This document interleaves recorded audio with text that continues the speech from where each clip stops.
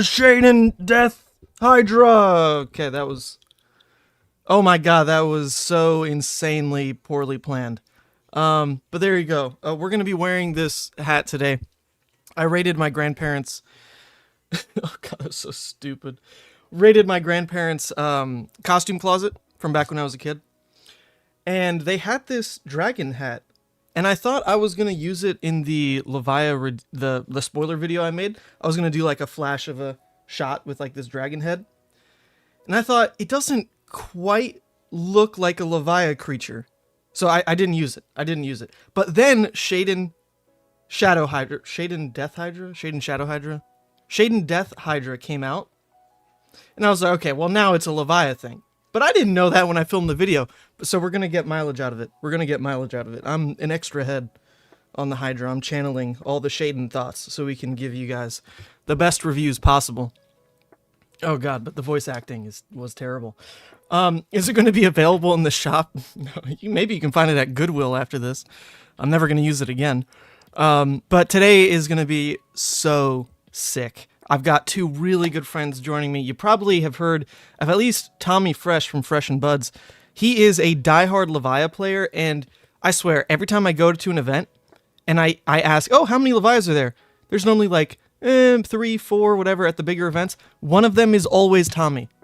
One of them is always Tommy Fresh. He is hardcore, dedicated, and he played Levia at Nats when even I switched to Fi.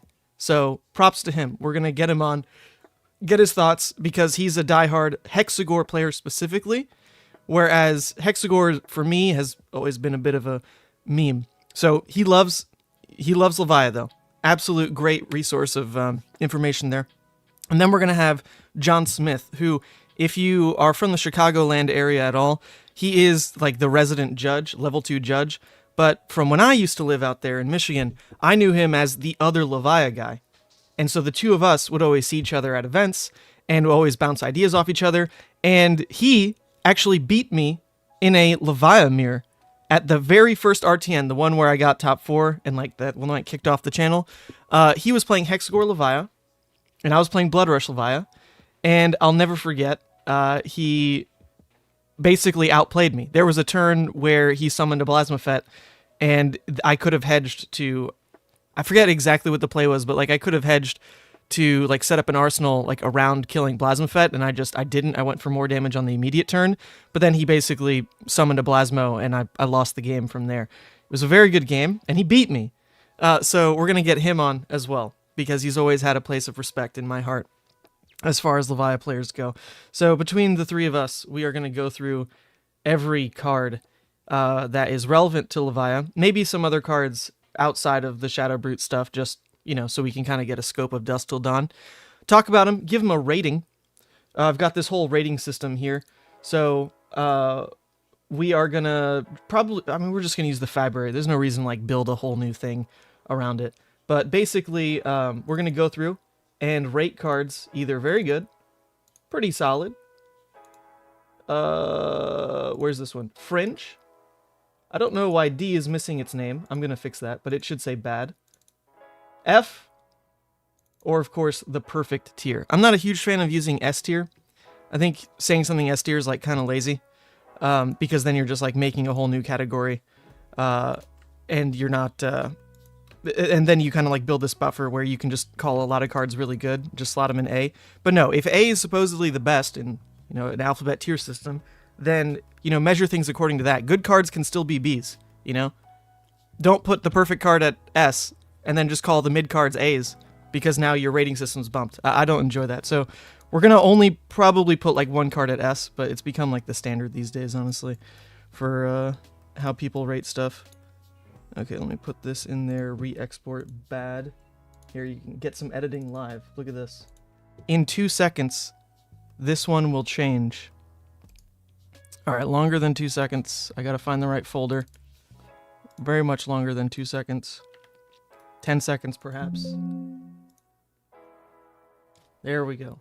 Bad. It appeared randomly here. Okay, so with that, that's gonna be how today's stream works. I want to catch up on chat real quick, let some people gather, and then I will invite the buds. I'll invite the buds. All right, we can. I'm not okay. I'm not D tier. We can hide that one. I'm S tier. There we go. That's me. Okay. Is it possible to play the weapon from the Banished Sun? Oh yeah, that's right. Before the stream started, people were talking about Hellhammer. You're about to hear some hot Hellhammer takes. I love that card. I love that card, but we're going to see what the other people say. You know, we're not trying to build an echo chamber here. I legitimately have tried to bring together people with very different opinions of Levia, and we're going to see what we come to. Rules question, is it possible to play the weapon from the Banished Zone? No, because you are activating a weapon, you are not playing the weapon. So, Blasphemfet says once each turn you can play a card, but you are never actually playing the weapon. You are activating a text line on the weapon. But it doesn't work. It doesn't work. Now, you can, funny enough, activate the new headpiece. Or no, sorry. Wait, is that wrong? I may have misspoken. Don't listen to me real quick. I gotta think about that. Once each turn, you may play a card. I actually haven't thought about that one. We'll ask Jon, because Jon is a level 2 judge.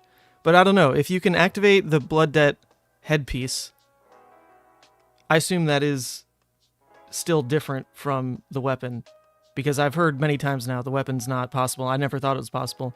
But then why did I think the headpiece is possible? We'll get to that. Jon's here. Jon's in L2. That's why he's here. All right. Shaden Sant, that's good. I like that one. I like that one. When is? Oh yeah, we read that one already. The Shaden emote. That's a good question. That's a good question. The Shaden cards have some pretty striking visuals. There's I mean, we saw it in that early Dusk Till Dawn trailer, like kind of the purple-eyed demon dude. I figured he was probably like a Shadow Brute guy. He looked kind of brutish. But then they reused that guy on like 2 or 3 pieces of art. Definitely could be a new emote. He seems pretty cool. He's no Bam Bam, though. I think we also need a Bam Bam emote. Our boy Numbskull. Not this Numbskull. The card. The card. Okay. Congratulations on delivering the new Levia. Thank you.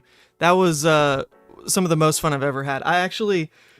Okay, let me pull this up. I actually recorded my live reaction to the live reveal because I just wanted it for posterity. You know, I was so excited to get so many people in the room.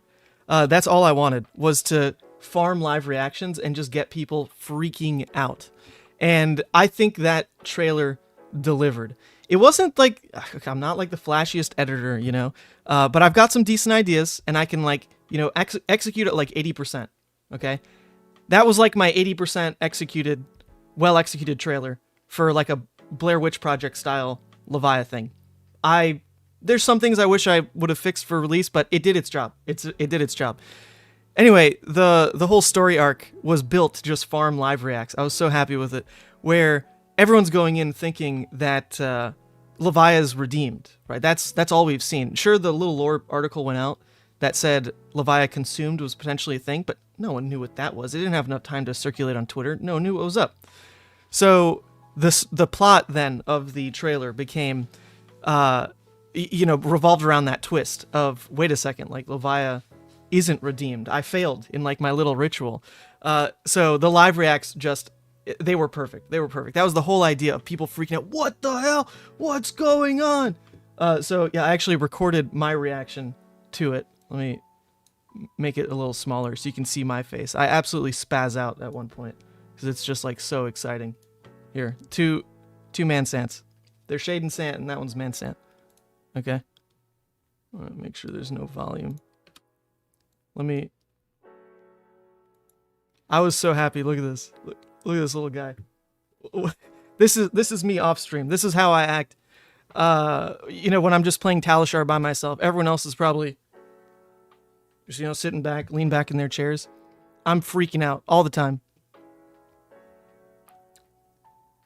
I was so happy. Look at this little guy.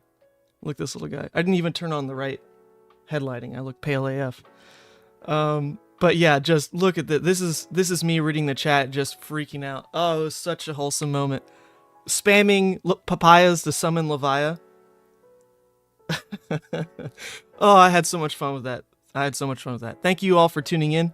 That was the best spoiler season I've ever been a part of. I mean, obviously Levia was kind of the just it was the biggest reveal of the set, I think. I mean, okay, we can get rid of the man stash. That was short-lived. We're hiding that. It was so much fun. So thank you all for being there. I'm gonna get the people in. We got Tommy and Jon joining. Oh, actually no, there's one more thing. So supposedly my spoiler card is arriving today. I would like to be streaming when it arrives. Normally it doesn't come that late. It's normally around like 4 or so. So if you can buckle in for probably the next 3 hours, which I guarantee you will probably be here, it is out for delivery. And as soon as the spoiler card comes in, you bet I'm cracking that puppy on stream, because I don't know if I got the Marvel, but no one has seen the Marvel, at least. So it'd be hype for 2 reasons. Number 1, if I got the Marvel, holy crap, thank you LSS. Number 2, it'd be a world first reveal of the Marvel. No one's seen it. No one's seen the digital art. Is it going to be full art like in the history packs? The front side, Levia redeemed, back side, Levia consumed. Is it instead going to be like a different border, kind of like we saw on the Angels or something? Is it back to just the old Shadow Marvel where like Nazareth now has that border? It was part of like the promo Ursur's Blasphemfets. There's a lot of unknowns. I hope I get the Marvel. I hope it's the history pack 1 style where it's just full art and freaking gorgeous, because it is possible to get Prism in that Marvel state. I think it's part of like the Weta statue, the Weta Prism statue. You can get full art Prism, like in that Marvel style.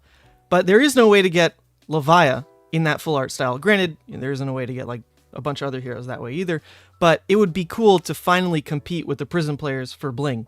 Levia's got some pretty good promos, pretty cool alters, extended arts, and a Marvel hero would really be Marvel transformative hero, right? Where now all of a sudden you go from this crappy little cold foil where only your borders are shiny to boom, just this gorgeous full art redeemed or consumed. Oh, I hope. So that is coming today. Confirmed. It is coming today. It got delayed, and it let me know, it's missing the update, but at like 9 p.m. last night, I got an email saying that it was delayed due to weather and wasn't going to get here by Tuesday. But then I woke up, and it's saying it's going to get here today. So that's hype. Can't wait for that. Other than that, let me get the boys in. Get everyone together.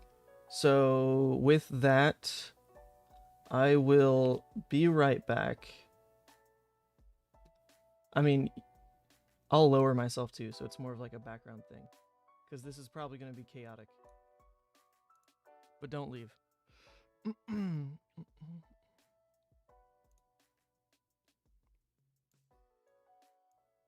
Uh-oh. Hello. Hey, everyone's here. Okay, let's try to turn on cameras again. Damn it, actually, like, it cut that when I dragged you in. Okay. I see Tommy. Lovely, What's lovely going Tommy. on? Wait, how do you get it so it doesn't flip your camera? Discord always inverts it. So, like, but Fresh and Buds reads the right way. It inverts, I think, on my end, right? It looks backwards to me, but it's actually it's presenting the right way to you. Oh, okay. Well, then that makes sense. Jon dipped. Jon, Jon's what back. the hell? Get back. Well, I don't know. I pressed the wrong button. I'm like a Discord idiot, so I don't know what to tell you. You're not a Levia idiot, and that's why you're here. All right. Yeah, I know. Let me get this all cropped in. This is gonna be messy for a second. All right, I think I might as well pull you guys over to this screen. I guess I can pull up the chat on my phone. Yeah. Oh yeah. We've got like a be right back screen, because this is gonna be messy for a sec. All the live fixing. Is there a way I can pop out chat from? Oh, they can hear. Oh boy. They can hear, but I made it lower. We're background noise right now. Oh, I can pop out the chat. Hey boy. Oh, perfect. You can mute that.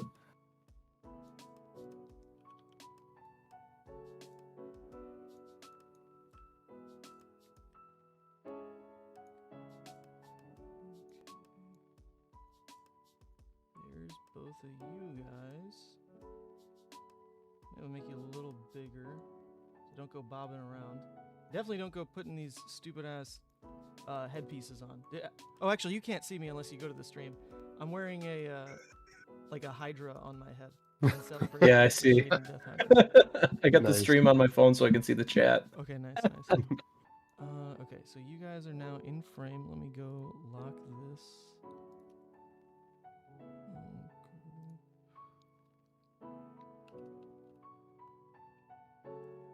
Okay, lock this group.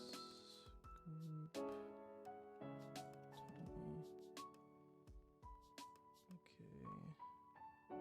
So now I think I'll be able to drag you from open studio mode so I can test this here and here. Copy, large, paste.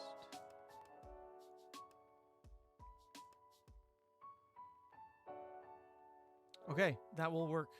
That will work. All right, I'm gonna take us out of this be right back screen. So actually audio levels real quick. I'll bring myself back to normal.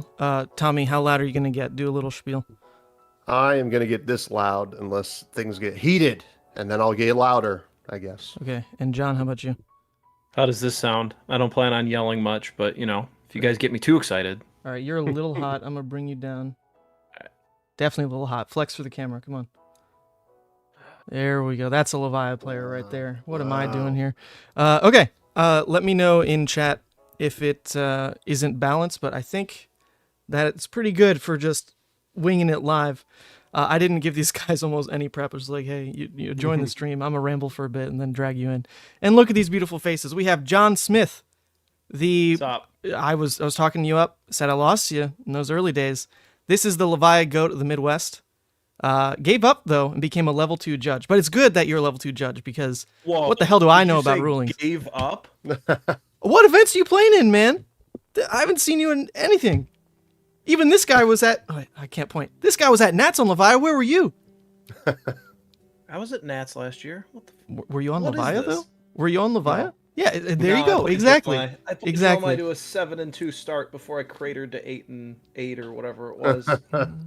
It's okay. It's better than me. I went to 5. Like, I don't know why I'm here. Honestly, I'm gonna just dip. Whoa. Peace. See you. Okay.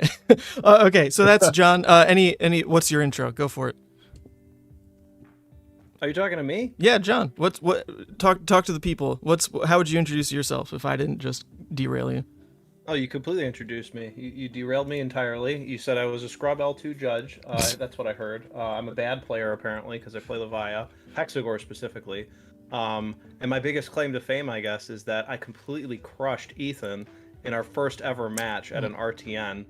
And then, because tiebreakers didn't work properly back then, I got screwed out of second place and dropped to 7th, and Ethan got the easy win in the first round against a dash player that was playing control dash. What? Okay, it was mid-range dash, and it was not an easy win because I wasn't boarded with Arc Smash and all that. I had to play for that win. All right. All right. Okay. Jesus. You came over and said that was the easiest match of my life. Only because no one knew I had Levia. to play Chain going second, and he drew all the gas, and I still almost beat him. But who went On down in history, Hexagore. John? Who went down in history?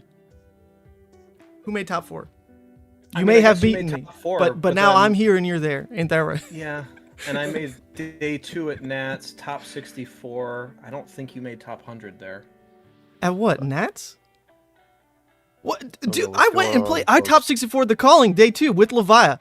I dropped and played that with Levia instead. 5 was BS. See, he was didn't BS. make day 2. Oh, this is gonna be a heated chat. Oh my God, why are you here? Listen, I just want to be everybody's friend. Okay, and then we got the real bud. We got Tommy. What's going on? What needs to be said about you, Tommy? What do people need to know? I would hope everyone knows you already. Honestly. I mean, if you don't know, I have a podcast called Fresh and Buds, which is right there, and it's fun. We've had Ethan on. We're gonna get him on again. We got a lot to talk about with Levia. You know, everything going on. But I don't have any digs on either of you yet.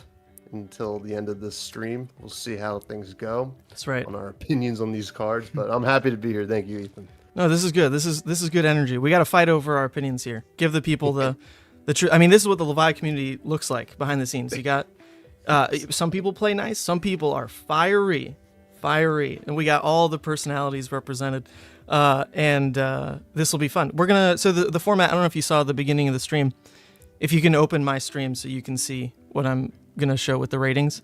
Basically, we're gonna go through just screen sharing on February. Oh, actually, I should screen share to you all. I hope this doesn't mess up the OBS thing. Oh, all right. I don't want to see myself. How do I not see myself? So if I click watch stream, I'm not going to brick everything, right? Oh wait, I can hide my own view, right? Okay. Yep, there we go. Okay, so you should see my screen, right? Yes. Okay, and I still see you. All right, we fixed it. Okay, so we're going to go over a couple ratings of every card. We've got S tier. I expect only one card is going to be called S tier, so it's okay to use it in this instance. And then we've got A tier, very good. We've got B tier, solid. C, which is fringe, you know, like role player somewhere, right? D is just bad, and then F is why is this card in the set? Okay, so that's going to be our range. Obviously, we're going to discuss things at length anyway, but we do need to come to a final rating card for card along that scale somewhere. Okay, so we're just going to scroll through the February and kind of get going. So let me make sure, because I do need to change. I do need to change everything to make sure it works on the other screen. 1 second. Okay, now that got interesting. Why did... Jon, you lost your border. How did that happen? R.I.P. Rip to Jon's border. Oh, wait, you're duplicated for whatever reason. Okay. We're going to remove that and remove that. That looks about right. Tommy, let's park you. Actually, let's put both guests on the side here. We got Tommy. Jon can live there. And then we're going to bring the rating over. The rating can go above me. Yeah, we'll put the rating above me. Okay. All right, this should basically work. I believe. Put the rating over here. All right, so first things first. What were your overall thoughts on the set? What was your excitement level once you saw all the spoilers roll out? I know I was reeling, like absolutely reeling, with how cool this set was. But what'd you think overall? My brain went a million miles an hour every single spoiler card because it kept changing and changing how I'm going to deck build. I mean, I am thrilled.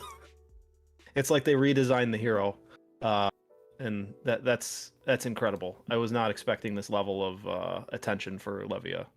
Oh, I mean, unfortunately for me, I feel like an idiot because for like multiple streams now, I was dooming and glooming. I hate dooming and glooming as a brute player. We do it way too much anyway. But I was part of the problem for a while because it was just never actually confirmed that Shadow Brute was getting love. It just nowhere. It actually wasn't. And James White has said so many things to me that just catapult my emotions all over the place. At Pro Tour 2 in Lille, I asked him about Levia support, and he said, you know, Ethan, you don't actually have to play her. And that one gut punched me, right? So that was like kind of where I thought James was staring at Levia in this perspective of like, well, you know, she exists. You don't have to play her, right? Then we go to Pro Tour 3 and I asked the question on stage, hey, like, can you just confirm for a second? Are there going to be Levia cards in the set? And he said, do you trust me? And it's like, dude, actually, I don't trust you because you said that Swing Big was one of the biggest mistakes you've ever made in terms of game design, and you wish you hadn't printed that card. It's like I'm supposed to trust you with a take like that, and the fact that like we haven't seen solid Levia support for 2 years. So no, I didn't trust him. Like 0%. But he said be patient, and I'm not a patient person, so I went off the rails a bit. Was dooming, But then of course, I see my spoiler card, and I'm like, oh, thank God.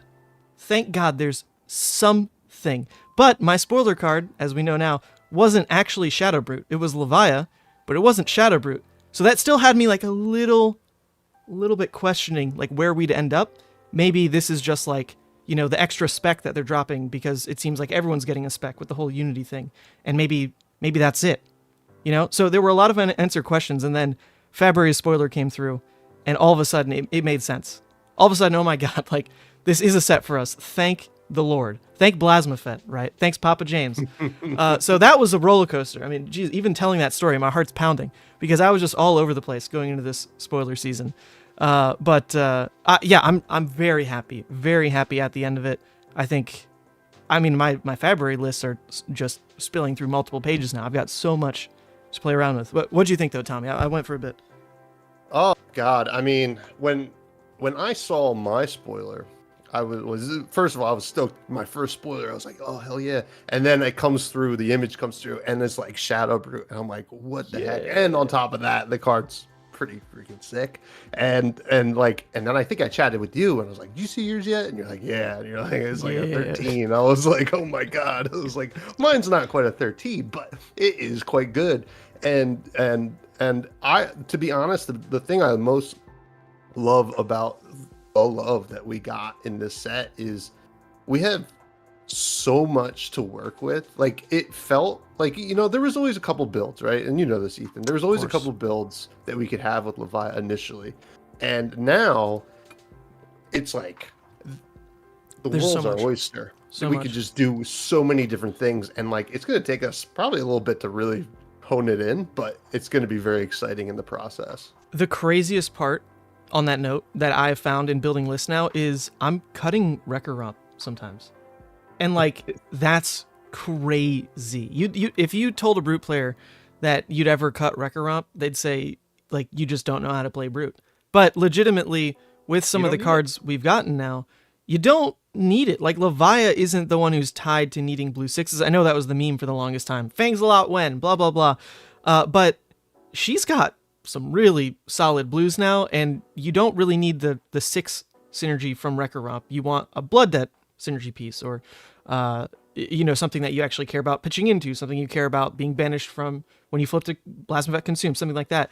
So not saying like Wrecker Romp's actually out of the list, but in some early experimentation, that kind of, I mean, that shows some of the card quality we've gotten now and just the exciting build paths that have opened up. We're not just tied to the the Welcome to Wraith staple that has been in every Brute deck since the beginning of time. Yeah. But okay, that was, I think we're all in agreement then. The community seems pretty excited as well. There have been some naysayers. I was prowling the purple Discord for a while, and I spit at some people, man, not gonna lie. The doomers and gloomers don't have room this set. I'm sorry. You should be excited. If you can't find a reason to be excited about Levia from this set, then what are you doing? What are you doing? Like, you know, like a neuron's not firing or something. So go self-reflect, because this is a very meaty set. I mean, it's been 2 years since we've seen this level of support, and to doom and gloom that early is just literal like waste of everyone's time. So I did get fiery at bits in the purple Discord, but and on Twitter. But other than that, it's been very exciting across the board, especially the Legal of I Discord plug there. We're almost at 1,000 members. I think going into like pre Dust Till Dawn, we were at like 800-ish. And already in like, you know, the weekend, it's been up. I think we gained like 150 people. So yes, people care about Levia. Seems super fun, at least. So we're going to get a bunch of people just in that vein who want to play her for fun. And hopefully we can try to find something more competitive with her as well, because I think Levia Redeemed fixed the biggest hole. So that's a good segue. Let's go ahead and talk about Levia Redeemed specifically, which I don't even know where there she is. Oh, this beautiful card. And the flip is there. Okay. So let's talk about Levia Redeemed, since this will kind of give context for why Levia is changing so fundamentally, right? Wait, if you refresh the page, some more cards have filled, just like blues and yellows. Okay, we're going to refresh the page real quick. That's cool. Find this again. Okay. So Levia now, for anyone who didn't watch the spoiler video, comes in this Demi-Hero flavor, which basically means she's got this triggered transform effect that lives in her inventory, in your sideboard, as we used to say.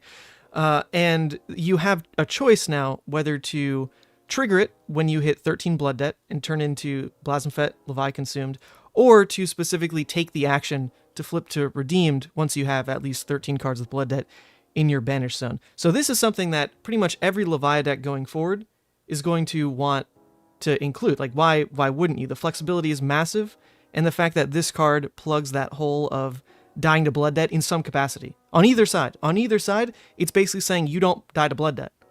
You'll now die to a normal late game with Levia Redeemed, or you'll die to just the fact you didn't play in your late game well and you mill yourself with Blasphemfet Levi Consumed. But you no longer just randomly die to Blood Debt. John, how many times have you randomly died to Blood Debt? Too many. Tommy, how many times have you randomly died to Blood Debt? Never. I've never done that. Okay, you're off. No. You're off. Liar. Hit him off. No, all the time. All My the time. God. Dude, it's that curse that I said about every one of my Levia runs. I have bubbled at 3 Battle Hardens now at 9th, and 10th with Levia. That might not be true. It might have been 9th, 10th, 11th. But I bubbled at 3 Battle Hardens with Levia because of the fact that you go into an event with an X2 record.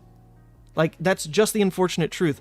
You take one loss to being outskilled, bad matchup, whatever, because legitimately, like, Levia, I mean, she's a good deck, but she's got bad matchups. You can't pretend, right? And then you also take one random loss to bullshit.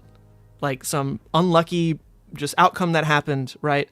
And so even if you play it perfectly, I like to say that you just end up at X2. That's the reality. In like a 6-7 round tournament, that is just what happens. And for the Battle Hardened circuit specifically, X2 means you really don't make top cut, because those ones normally, if you lose an early round, I mean, that's it. You'll always be the X2 that bubbles. So anyway, it was always so frustrating to me that was the reality of taking Levia into an event, and that's been my reality for multiple events in a row now, is just, I'm bubbling because I can't do better than X2. I had that BS loss. Like, I couldn't fix it. I couldn't do anything about it. Now, with Levia Redeemed, I feel like that BS loss probably isn't in the deck anymore, unless you're running Scab Skins and you roll a 1 into a 1. That can still be problematic, but I actually don't think you need to run that anymore either, because of a different equipment piece we'll get to later. But Levia Redeemed, I mean, I'll say it right now, S tier. Literal perfect card. Not a band-aid, doesn't just like replace the hero. This is a deeply thematic, amazing game design solve to fix Levia and give her this like toolbox endgame that I think is just perfect. So I call this an S. What are your thoughts? What do you think, Tommy? Yeah, I mean, this is like not only game changing for Levia, it's game changing for Flesh and Blood as a game, right? This kind of design space I love. It's so cool. Like you said, very thematic. It's on brand, and it's obviously a huge fix for Levia.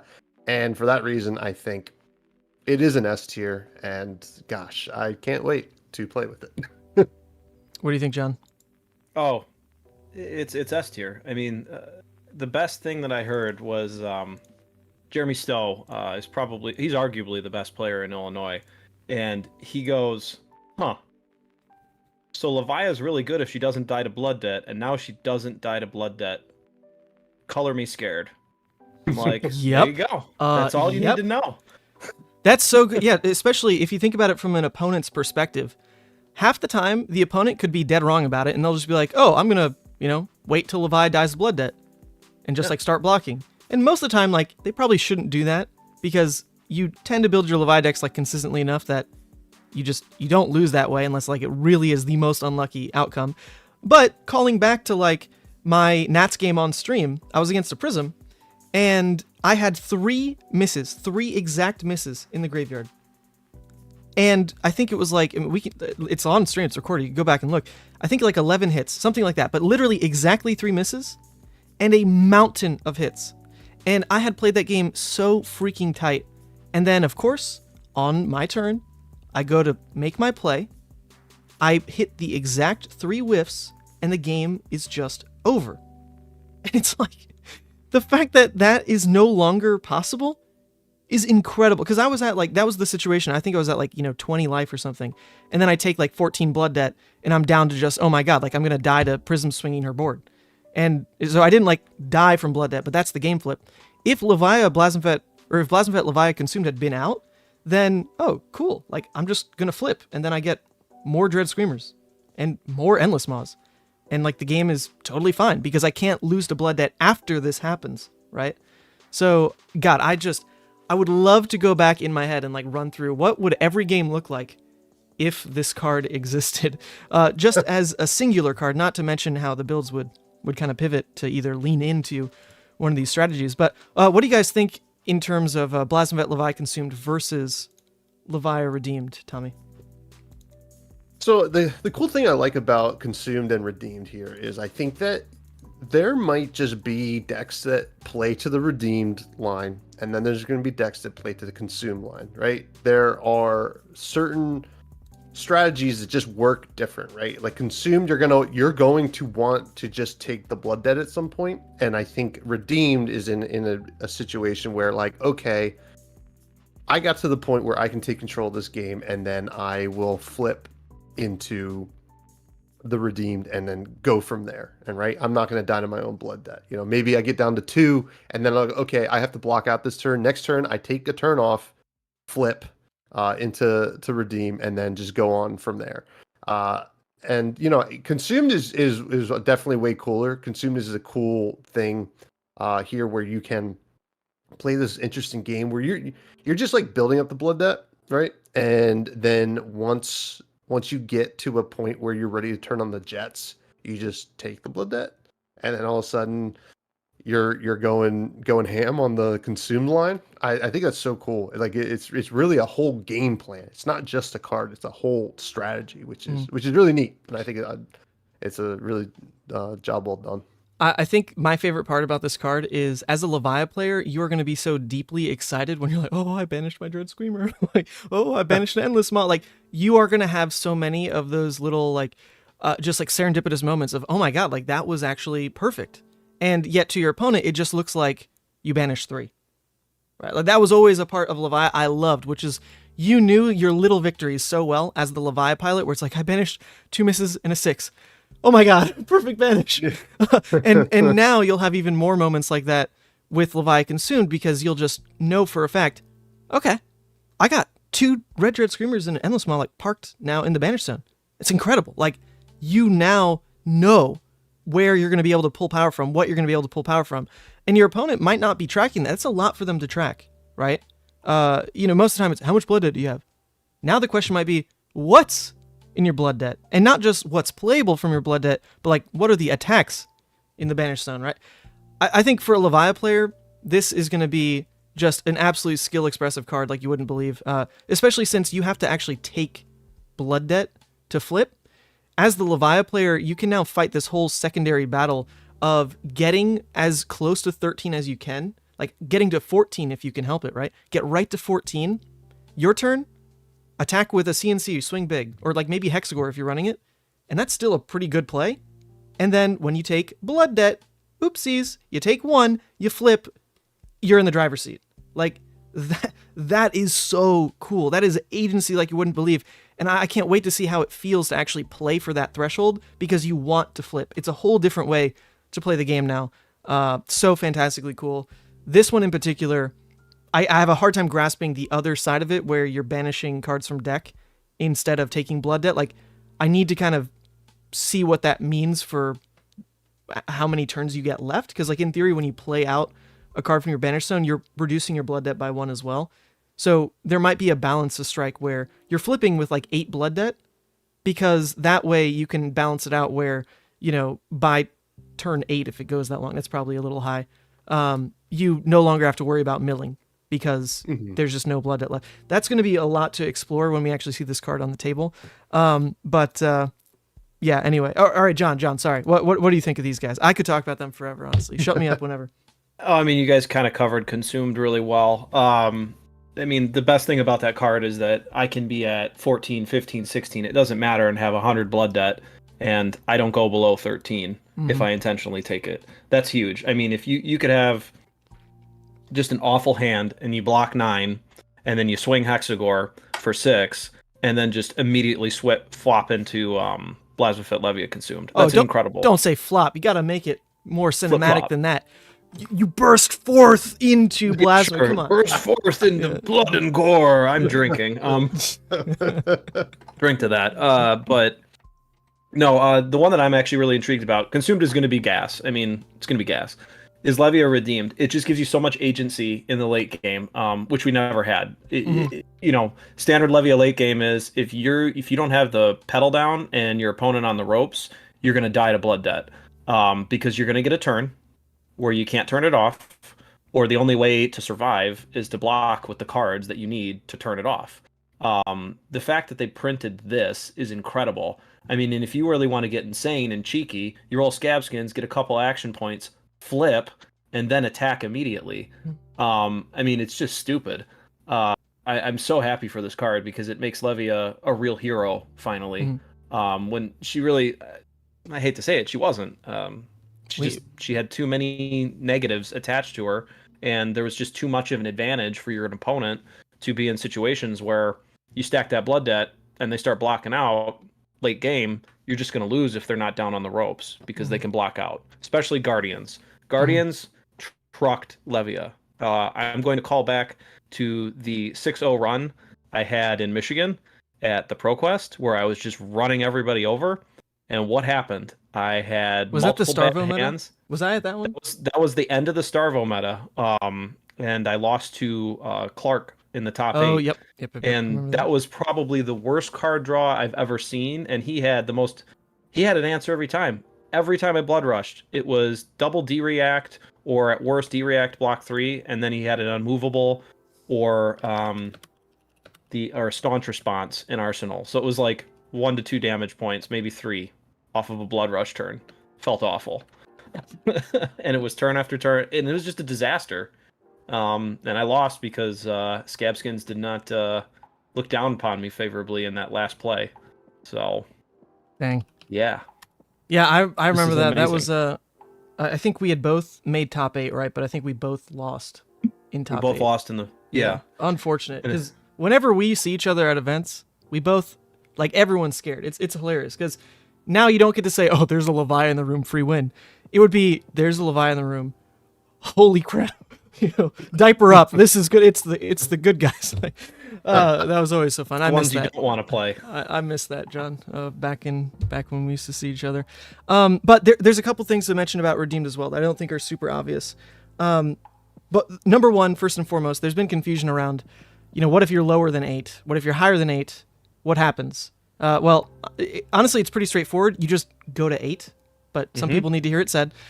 In a way, you could play this just as an extra Carrion Husk, where you fight to low thresholds. You go to 1, because Levia blocks pretty well. Good equipment, 3 block on most of your cards. And you can fight to go to 1 exactly. And then flip, and you just played an extra Carrion Husk.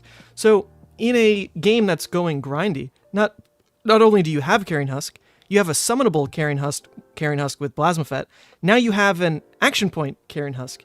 That is a lot. I mean, I hesitate to say, like, you'll really see that happen all the time. Most of the time, like, Doomsday doesn't even happen. You see it too early. It pitches in the deck, whatever.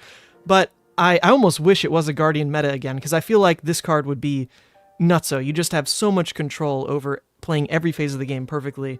I'm still very excited for it, but I see this one more as like a panic button than really like a play around, or like a play for, than the Levia consumed. But there is one playstyle that could be a build around for Levia redeemed, and I think this one's pretty interesting.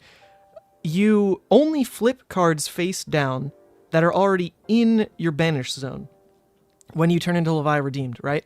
So if you are working with a recursion engine, you're naturally a very grindy game already, or like a grindy deck already. You already want to take it long because you want to just keep looping Howl from Beyond, Deep Rooted Evil, Howl from Beyond, Deep Rooted Evil. Like, that's your game plan. And now, with Levia redeemed, you are able to like have your turn of, okay, I'm gonna Unworldly Bellows, play Howl, play Deeper Rooted Evil. Howl and Deeper Rooted Evil are in the graveyard. If you flip to Levia Redeemed on that same turn, say you like trigger Hooves or whatever, then all your stuff in your Banish Zone flips face down, but you don't actually care about those cards because your recursion pieces, Howl from Beyond and Deeper Rooted Evil, are still in your graveyard. So you can basically get around the fact that you'll ever be playing with Blood Dead again, for one. So now in a grindy deck, it allows you to, oh, this hand is not quite good enough. I'm going to block 9 Arsenal and make for a better late game like kill turn.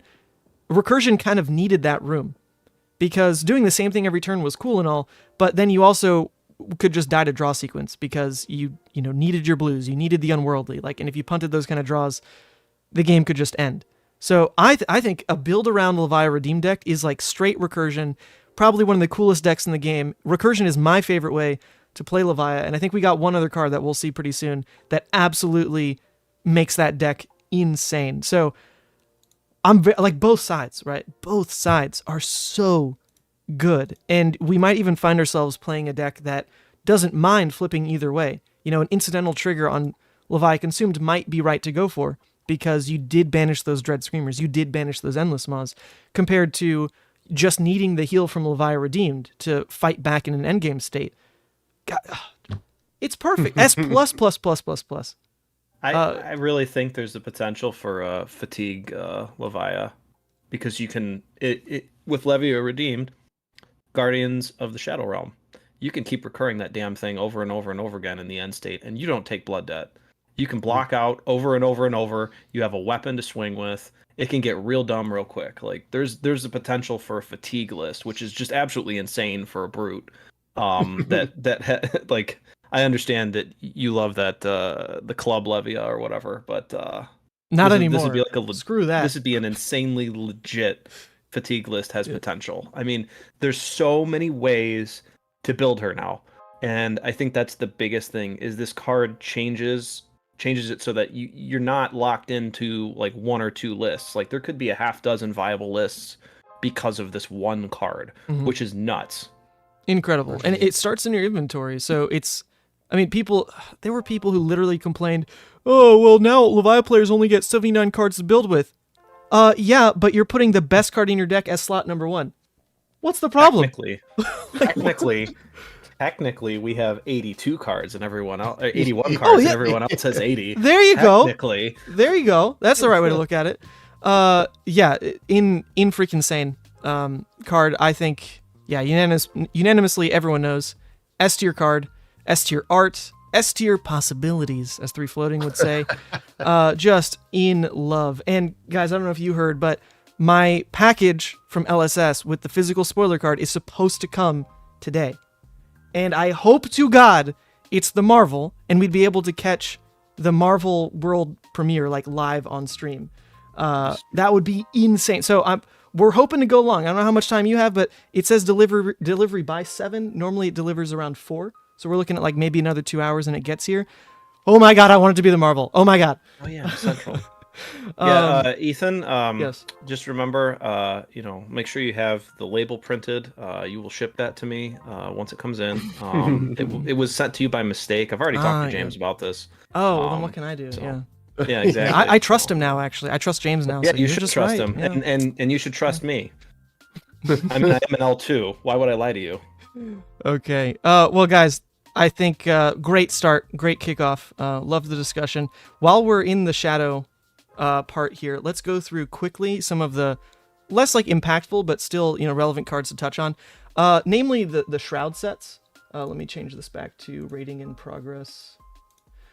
So the shadow stuff, right? Very unexpected, honestly. I don't know. In my head, we weren't just gonna get a kind of dump of new equipment commons. I don't know if that had been done before in a supplemental like that, but I am hype for these guys because one of the problems that Levia had if you didn't want to run Scabskins and you wanted to push for hooves is, what do you do in your arm slot then? Do you just get 1 value out of Skull Crushers? Do you go greedy and try to play Goliath? Well, now you can just run Grasp of Darkness and hooves. You get the exact same 3 block that a Scabskins Gamblers would provide, and you get the guaranteed push with a Hooves action point.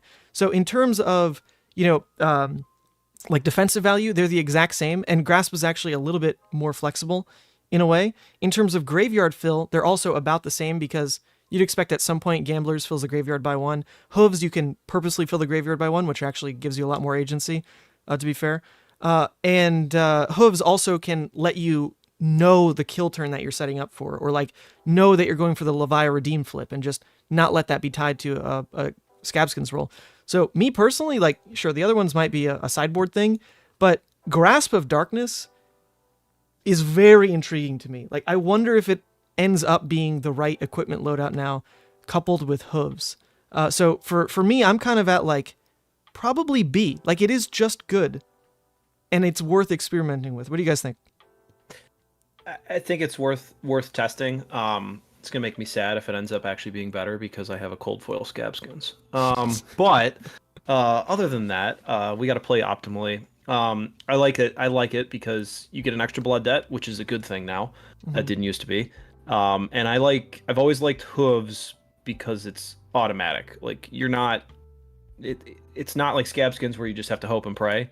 You get that extra action point at some point during the game, which is awesome.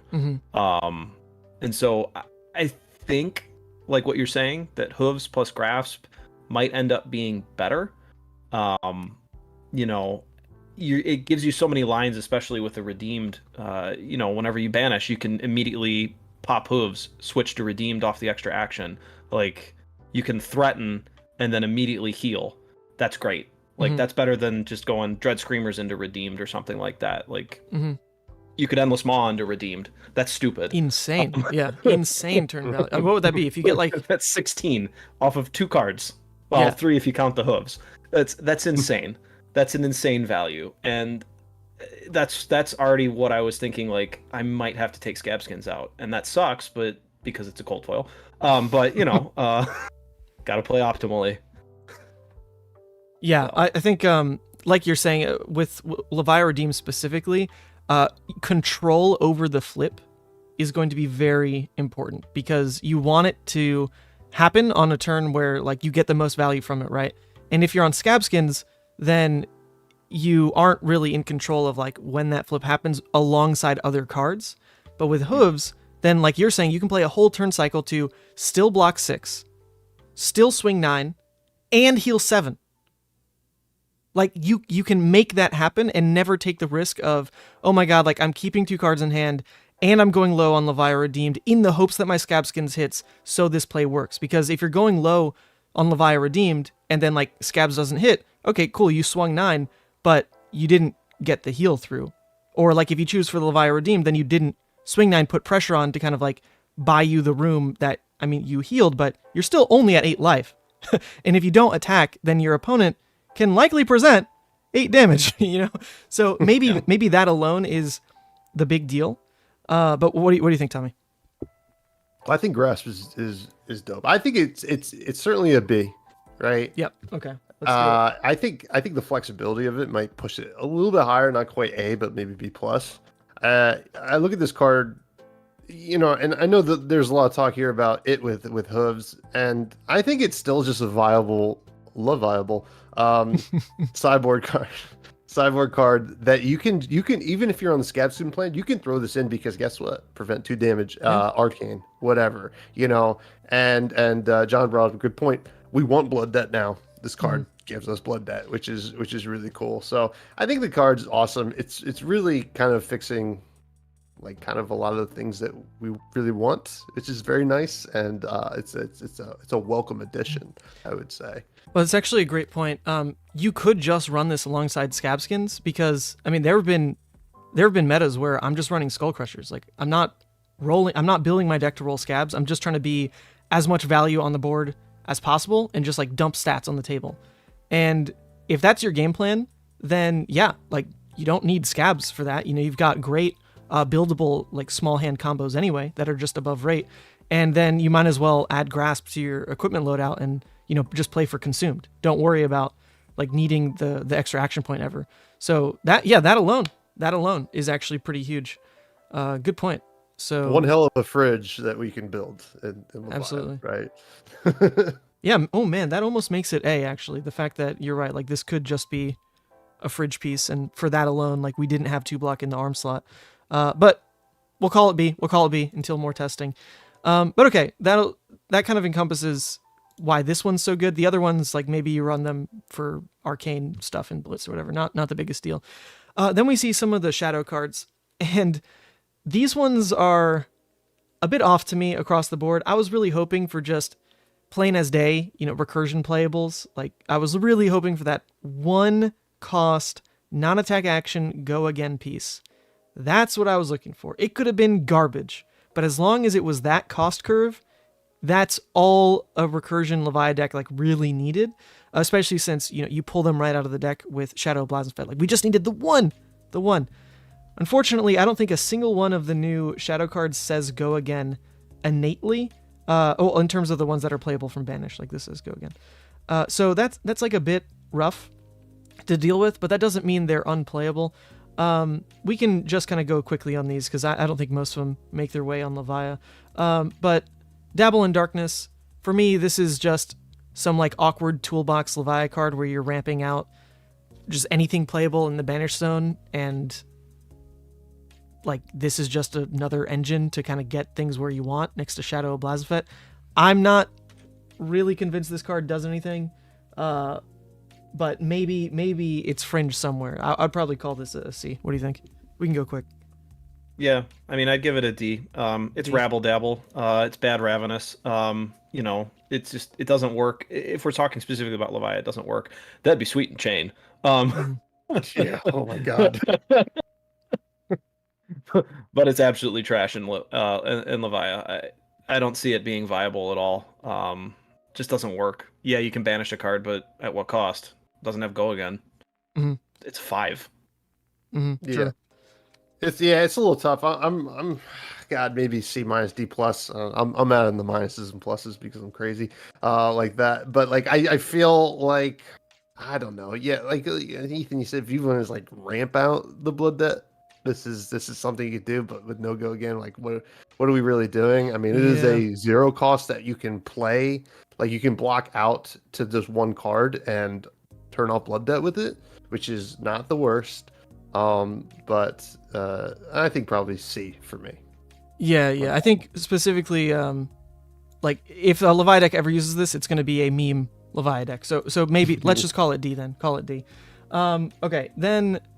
Honestly, in that vein though, we can probably skip a bunch of these because they're not really Levia cards.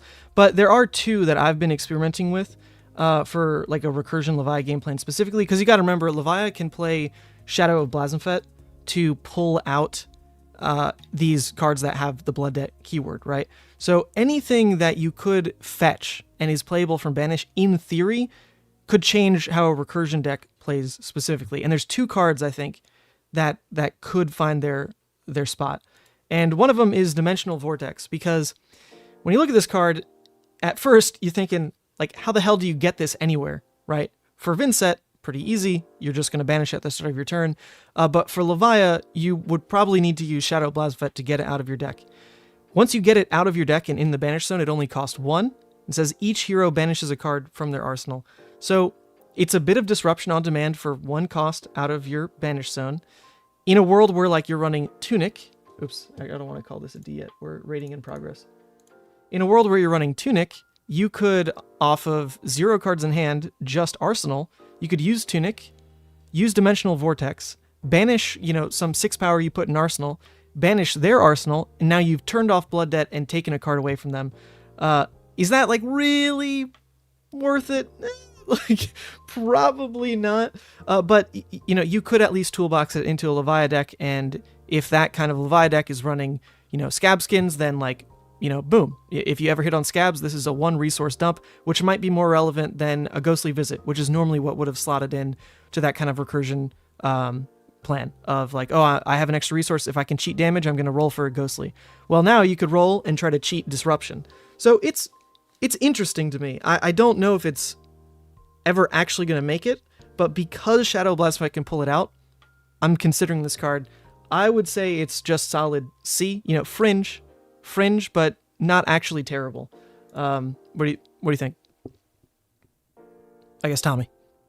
Yeah, I could see the fringe case here. I do like it in kind of that scenario we're talking about redeems where you get to the recursion package at the end, and this kind of being in there seems kind of cool, especially if you're not ever worrying about dying to blood debt, and then you could just be like, on the extra action point, you can blow up the arsenal.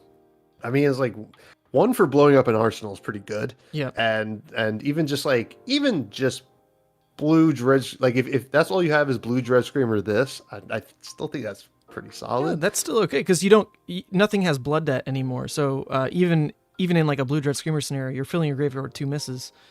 Who cares? Yeah. Yeah. So yeah, in like that. In a late game type scenario, if your opponent is like fighting for value, they took a turn, they set up arsenal somewhere. You've also worked in some kind of heal with redeemed, and now you've got like disruption on top of that. That's actually like a pretty scary late game. So I don't know. That's maybe I should call it B. I think it is solid. I think it fits an actual game plan. What would you actually rate it though? Like letter wise, Tommy? I think it's still C because it is a real cost to put this in your deck, right? Yeah. You can't pitch it. Like you have to play it. Like if it gets into your hand, like you have to play it for 3. It's not that great. But there are some use cases there. It will never be more than the one of, right? But it's really cool. Mm-hmm. What do you think, John? Biggest problem is you can't pitch it.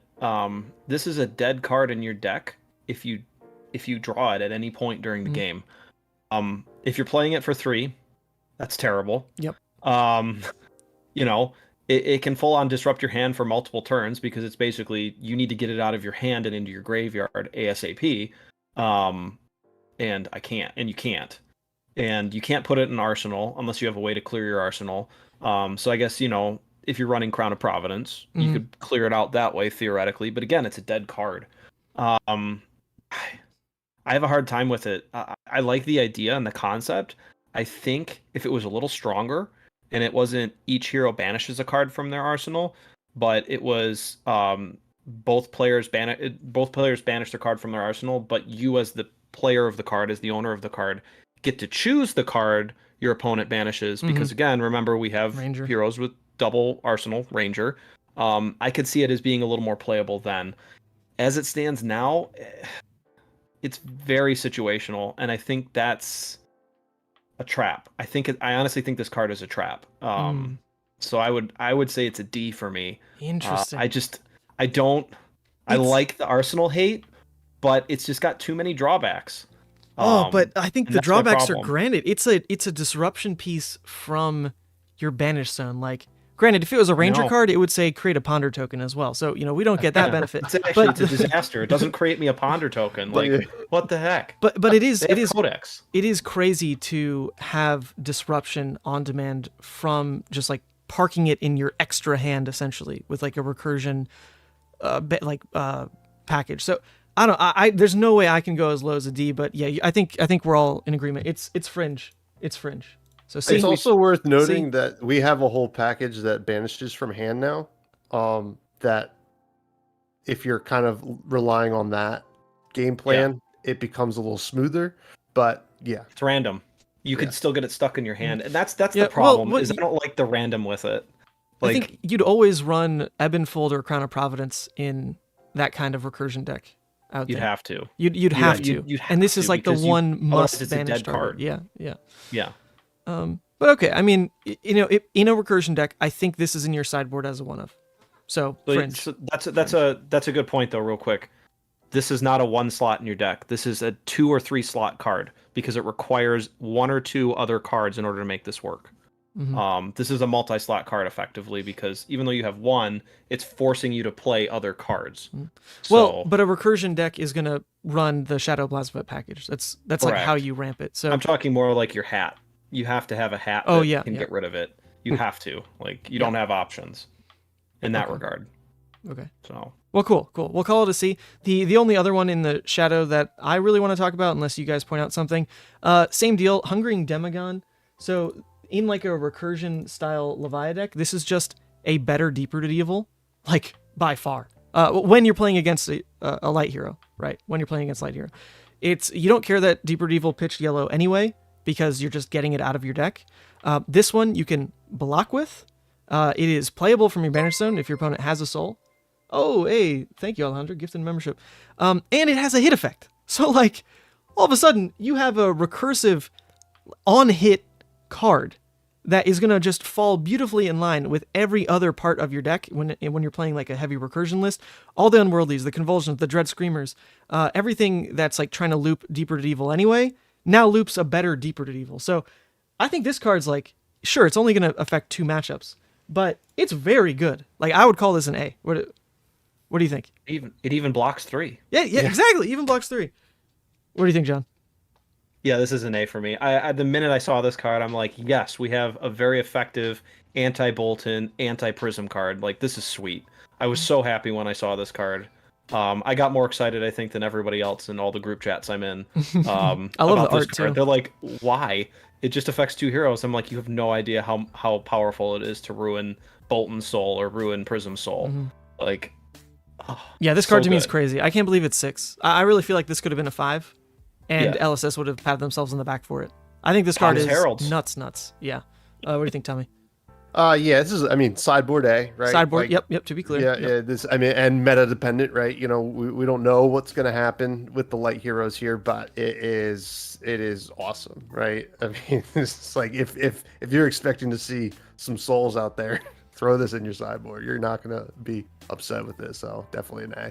All right. A solid. And I love the art. For me, this is some of my favorite in the set. It's just, I don't know. Like, I don't know what it's really like, what part of it specifically is calling to me, but I just love the design, I guess, of this no eyes, giant, just a ram horn. Like, it's just such a amalgamation of, I guess, terrifying qualities. I like it. I like it a lot. It's a demonic bantha. Yeah, that is perfect. Now it's S tier. Because I'm only going to picture a bantha now. Okay, so last card that maybe we should mention, the Shadow Package. What do you guys think of Chains of Mephetis? It's a blue block 3, so like that's recursion playable. So I don't think you can like immediately count it off, but obviously the effect is a bit awkward. What do you think, John? Does it make sense at all in Levia ever, or are we just never going to touch this? I'm still not sure on this one. I like that it's a blue block 3. That's amazing. It's a good blue block 3. It has Blood Debt, so those are awesome, and it's got an interesting effect. Jury's still out for me on this one. I'm not sure because I'm thinking about it. I'm playing around with it, but I don't even know what to rate it yet. I don't know if it's going to be a good card for Levia, a bad card Levia, or just like a eh. You could run it, I guess, but you know there might be something slightly better. I just this one's got me a little kerfuffled, I guess you could say. Someone in the chat is mentioning you run it in the mirror. That's actually a use case I hadn't thought of. Obviously, the big deal with this is Vincent can play it into 3 of a kind. That's like what most people have been talking about, because 3 of a kind's pretty telegraphed. If the Lexi's like blocking 2 cards, then you can just Creepers this in. Boom, on their turn, because they blocked with 2, they were likely going for the 3 of a kind. Well, now they can't, and so you just like bought a turn for free, which is pretty incredible. But for Levia, you don't get that play at instant speed kind of flexibility. It'd have to be something that you're just like rolling an extra action point. Okay, cool, this costs 0, so I might as well just play it out. But I like we were saying, I don't know if Levia builds are like really Scabskins based. But yeah, it's for me, this is for Levia specifically, it's probably a D. Like, I don't think it's actually good. I don't think it's actually fringe for Levia. This is not a shadow card rating overall. What do you think, Tommy? Yeah, go with D. It's just the timing, right? It's so tough, right? You know, sometimes things are telegraphed. If there's a, like, maybe, I don't know, like if Rhinar, like, draw discard Rhinar becomes like really popular for whatever reason, yeah, you throw this in the sideboard. Like, but at that rate, I don't think we're going to see something that's so consistently drawing cards that this will be worth it. So I'd probably D. It's hard to say. Yeah, we'll call it there for Levia specifically. Okay, cool. That'll kind of wrap the shadow section, unless any callouts real quick. Any callouts? I mean, there I do are wanna- there are 6 powers, so maybe we should touch on those. What do you Yeah. think? What do you think of Vile Inquisition? Actually, I was looking at this one. I mean, it's very interesting because it's something that you can play for free from Banish. That could turn off Blood Debt. Oh, Mhm. to target yourself. Oh man, I would I probably actually the blue would be better actually. but- holy moly, I actually did not think of that. Okay, as a blue block 3, 0 card, try to turn off Blood Debt. Huh. I mean, it's a safety net that I think I would have cared about before we had Levia consumed / redeemed. Because I don't think we really, like, need to be stretching for blues. But it's interesting, the fact that it is just playable. Like, maybe you just run 1, because why not? It's a blue block 3. I mean, I would call that C then. Fringe. I would call it C, and I would love to build some version of Levia Redeemed where you're just banishing off the top of your opponent's deck to increase, like, speed up the fatigue. But that seems a little wacky. But definitely C. Yeah. This is a C for me. I was actually gonna mention this one because I had the same thought. The issue with it though is like what Ethan said. We're not really hurting to turn off Blood Debt at this point, but I really like the card design because you targeting yourself as opposed to your opponent. I think that's a really interesting thing. I think Chain would have loved this card too. Chain would have loved a lot of these cards. Oh, yes. Chain's salivating right now. Chain Living and Legends Blitz. Chain is going to be busted. Yeah. Chain and Blitz is about to go in like one more skirmish season, I bet. But okay, so then there are like these other 6 power ones. I think these though, just to kind of look at them collectively, they care about if your opponent has things in soul. So the best one in that was obviously Hungering Demigon, which we looked at first. The only one I would like maybe ever think of after that is Soul Cleaver, but Yeah. I don't know if you need it, because then you're like, you know, what are you siding out to put Soul Cleaver in? It feels like it kind of conflicts with how you're just building the deck core anyway, because it's a red 2 block, 2 cost curve. You know, so it's effectively like an extra Dread Screamer you're adding, but then it doesn't enable the Dread Screamer cost curve of being able to drop like a Graveling Growl. So I don't know if this actually really slots in. Like, it's cool, it's got good text, it's the right number, but I don't think it's going to be as functional as like Levia kind of needs her hands to be. It would take a completely light run meta for Yeah. this to be a Yeah. consideration. Yeah. All right. We'll just call this Fringe and move on. Okay, cool. So now we'll take a look at the Levia cards itself. All the way back up here. Skip all this dirty Runeblade stuff. Dirty Runeblade stuff. Okay, this is spicy. We're going to start with Hellhammer. I'll hold my take for last on this. What do you think, John? This is such a stupidly fun card. It's gonna be great in Commoner, I feel. You know, it's just such a stupid card. The minute I saw it, I'm like, oh cool, I can turn off my Blood Debt for free. Yay. So I think it's a fun card. You know, I think it's gonna see its place in Commoner if Levia starts to take a rise up there, because I just think it's objectively better as a weapon. Since in Commoner, you know, you're not, if you're swinging Ravenous Meat Axe or Claws, you're doing it wrong in Commoner. This is just objectively better. And yeah, I love the card. I love the flavor. I love what it does. It's just so fun. I think they did it well on this one. And the fact that it's a hammer, so I can be really cheeky and, like, you know, pummel it is kind of stupid. True. All right, Tommy, So- what do you think? Or no, sorry. Uh, what would you rate it then, John? What would be your rating? If you think it's just Commoner, does that mean Fringe or what? Yeah, I mean, for Commoner, I think this is an A. For every Okay. other format, though, it's like a C or a D. I mean, it's a Fringe card in every single deck except for Commoner. I think it's a must in Commoner for Levia.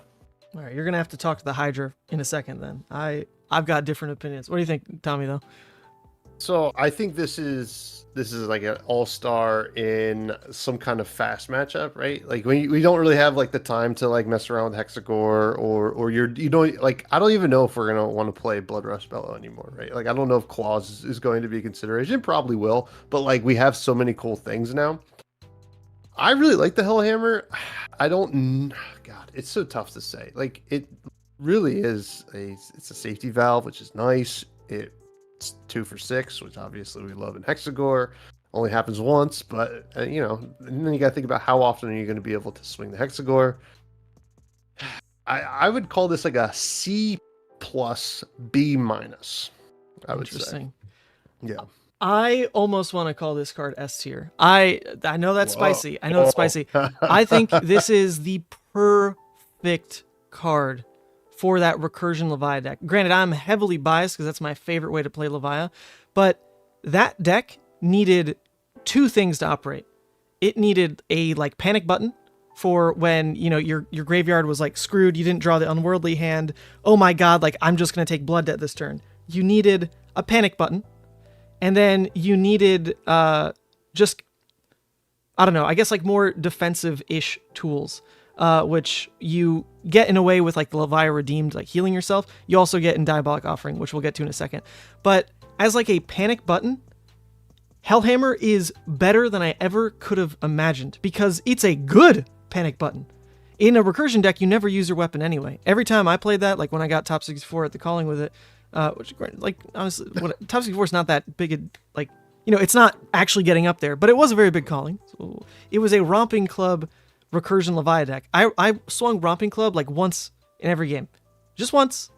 And because as soon as you ramp into Recursion, that's all you care about. And you also need to be playing your normal Levia hands of like Endless Maw, whatever. But now you just run Hellhammer in that deck. And you get a really good, insanely good 1-card hand for 6 that turns off blood debt and lets you buy yourself into a new hand to fix your graveyard. Like, I think this card, it is incredible. It is the perfect card for that deck. Perfect card. So because it is niche, though, in like that one kind of Levia build, it's probably an A. It does have other use cases, though, in... Like, I don't know if a full aggro Levia deck really wants Hellhammer over still just running Bloodrush Claws. That one doesn't really make sense to me yet, but I'm willing to be proven wrong. I think Fino in chat is also saying that this is like a racing card. I don't know how he's saying that, but because Bloodrush Claws would be like how you race. But anyway, I think there's probably some other use case that comes up, maybe in like a more mid-rangey, like Hexagore game plan where you're like in some matchups trying to play Hexagore into Levia Consumed, but then in a different game plan, you're playing Hellhammer into Levia Redeemed. Like this could kind of be a flip strat where it's just Hexagore or Hellhammer, and you're not trying to sideboard too heavily into like Hexagore or Claws playstyle, which I've tried to fit both of those into a list before, and like that gets way too messy. So this does let you at least like hybridize some kind of Hexagore build, which I think is cool. And then it is your weapon in a pure Recursion Levia deck. Because it has like real places to live, I think this card is an A, and it is the perfect card for my favorite version of Levia. So I am going to be biased. You can fight me down on this, but I'm going to say A. Believe it or not, Ethan, I'm a Hexagore stan, and damn it, you've convinced me. I think this is an excellent sideboard for the Hexagore package when you're going to be playing heroes where you're aiming for a redeemed as opposed to a consumed game plan. Hexagore's crazy and consumed, but for redeemed, this is the way to go, because let's be honest, you're not swinging your weapon once you're redeemed. You're gonna be you don't need to. So yeah, damn it, you've convinced me. Congratulations. I will bow to you on this one. That's 2 A's. What do you say, Tommy?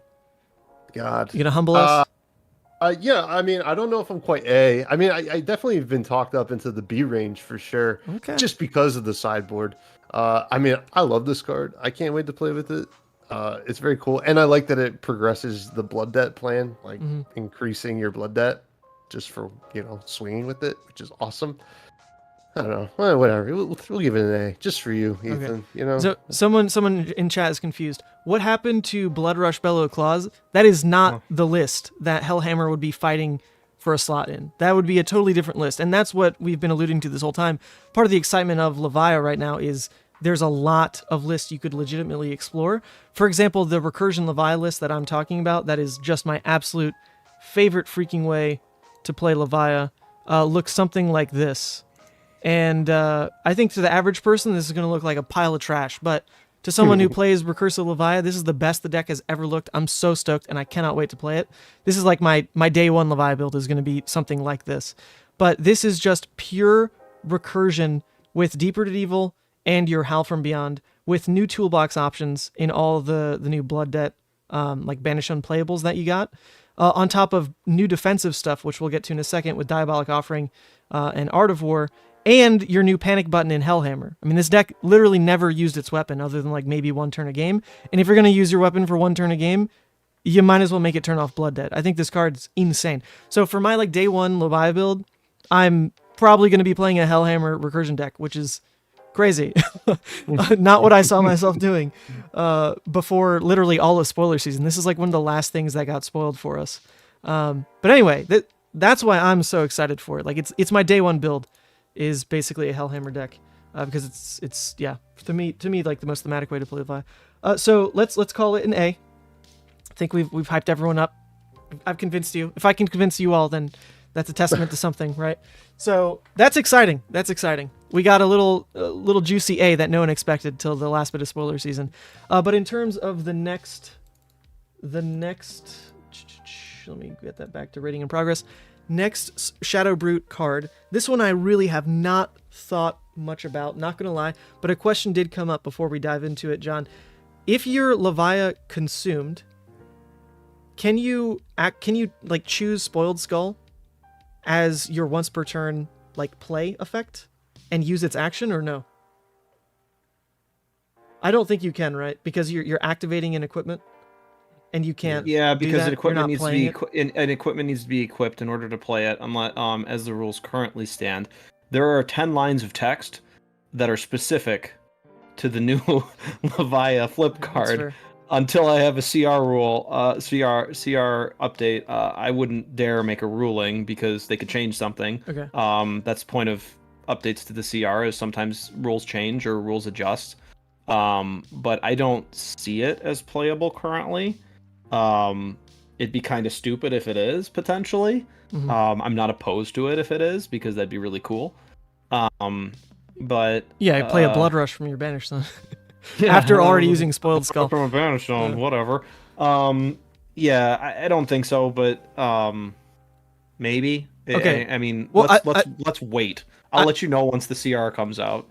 I think we're gonna assume it doesn't probably work no, though, because activating is not playing as far as I've ever been aware. So I don't think this works. The one thing that like made me think maybe it did is because, you know, when have we seen this come up before? It's a Blood Debt equipment piece. Like, can you target it for whatever? That's okay. No, exactly. We're not going to go down that rabbit hole then. But just as it exists then as a headpiece, I haven't thought too much about this card. Not going to lie, because there's been some other exciting headpiece developments and even reasons to go back to Ebonfold, which have been consuming most of my time.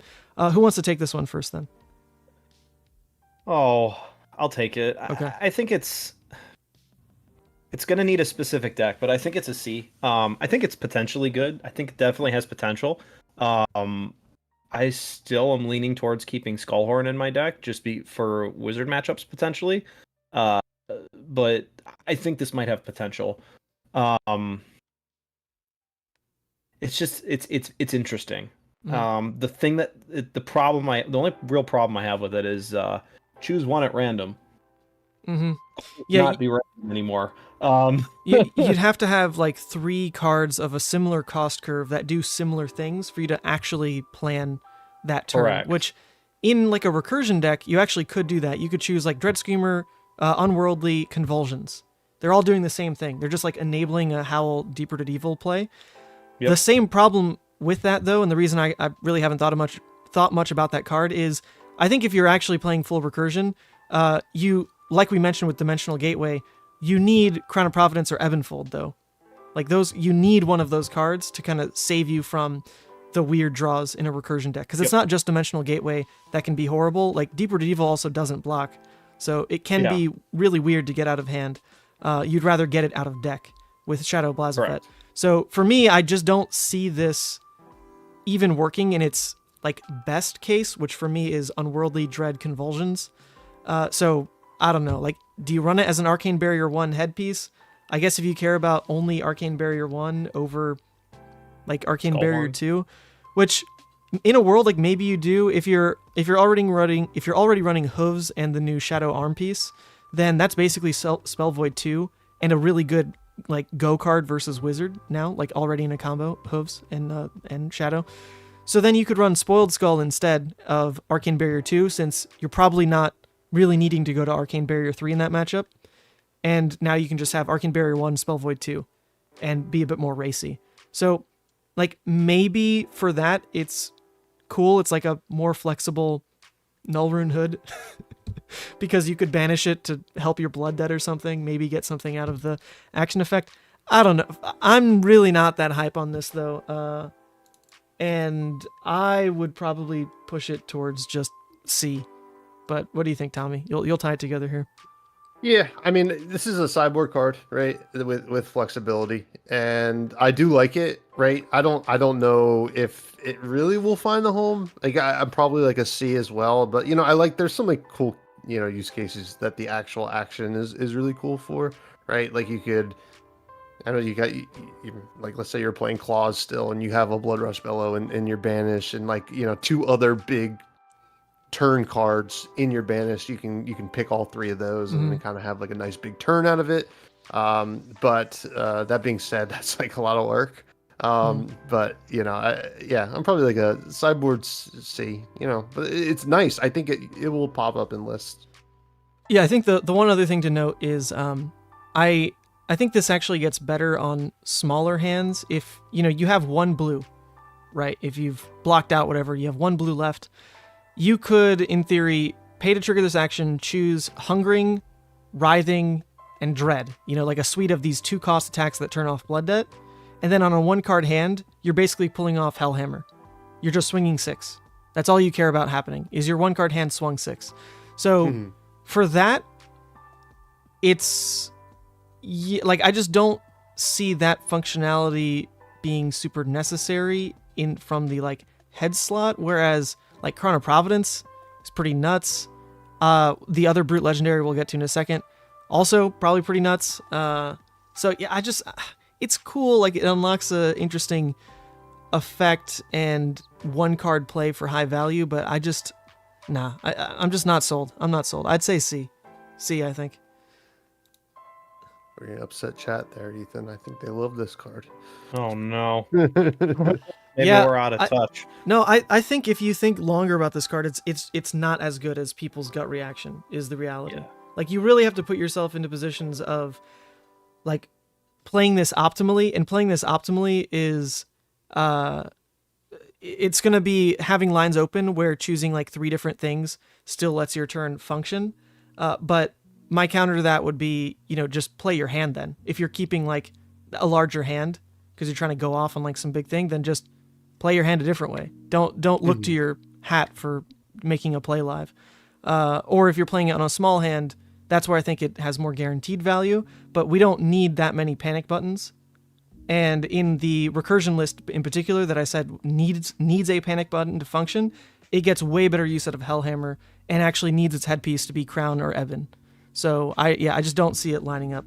But all right, you can prove us wrong, chat. You can prove us wrong. Fringe. Okay, Diabolic Offering. This was the start of the Shadow Brute spoiler season. Spoiled by February, and of course it came with that wonderful flavor text, Levia Redeemed, that really started spinning things for everybody. This card, now that we've seen the full set, only really found one more piece that makes like the defensive line of it really cool, which is Tommy's spoiler card, which we'll get to in a second with Expendable Limbs. But I still think the strength of this card is in the fact that pitching in, it's just a blue Graveling that actually still is 6, and like we know we like that stat line. We know we like 1 for 6s. So you never hate it when you know you're playing it aggressively. Then if you can actually build to play it defensively, which in that Recursion Levi list I was showing off, actually is built for that. Your Art of Wars are to be used defensively next to Guardian of the Shadow Realm, where now all of a sudden you can like banish. Let's say like you park Diabolic and Offering, whatever. You play an Art of War, banish a 6, say defend from Arsenal. Your turn can block 6 off Diabolic, pay 2 to block 6 off of Guardian of the Shadow Realm, and you still are left with a 2-card hand. You've blocked 12, and you're still coming in with 2 cards, which is a better line now because on your own turn, that 2-card hand could be Hellhammer Arsenal, right? Or it's the 2-card hand of just, like a blue for Howl into Boneyard, like on a 2-card hand. It could be an Endless Small, like whatever. I think I like the defense aspect of this card a lot, and it's in some list you can build to only use it defensively, and I think for that it's really cool. I mean, it's just like a Husk on demand block. In most lists, it's probably just going to be a 1-for-6 in the blue slot, which is also just fine. I think this is a solid B. I'm still on the fence about how many you run, because clumping them is terrible. And clumping a lot of Levi's blues already is terrible. Like a full hand of Deadwood Rumblers doesn't feel too good, and now you've got like Diabolic Offering that's also like fighting in that same, clumpy draw thing. So I think it's Lord good. Have mercy if you draw 2 Deadwoods and 2 of this. Oh Right. no. Right. So for that, Yes, I die. no, you don't die. You turn. Come on. Yeah, you turn. You flip. So for me, I think it's a solid B. I'm still out on like how many counts you actually run on it. I was hoping we saw a little bit more support to trigger its defensive text, because Expendable Limbs isn't quite what I wanted for that. It's a random card. Yeah, I don't like my random cards. So yeah, B is my final answer. What do you think, Tommy?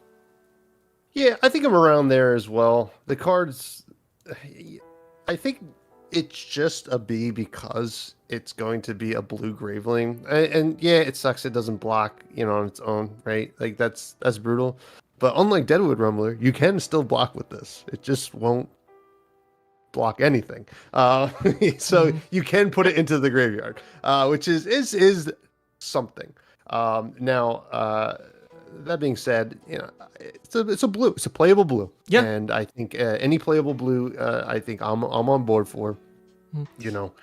And yeah. It's exciting because this is an exciting card because everything that banishes on your opponent's turn going forward that they print, this card's only going to get better, right?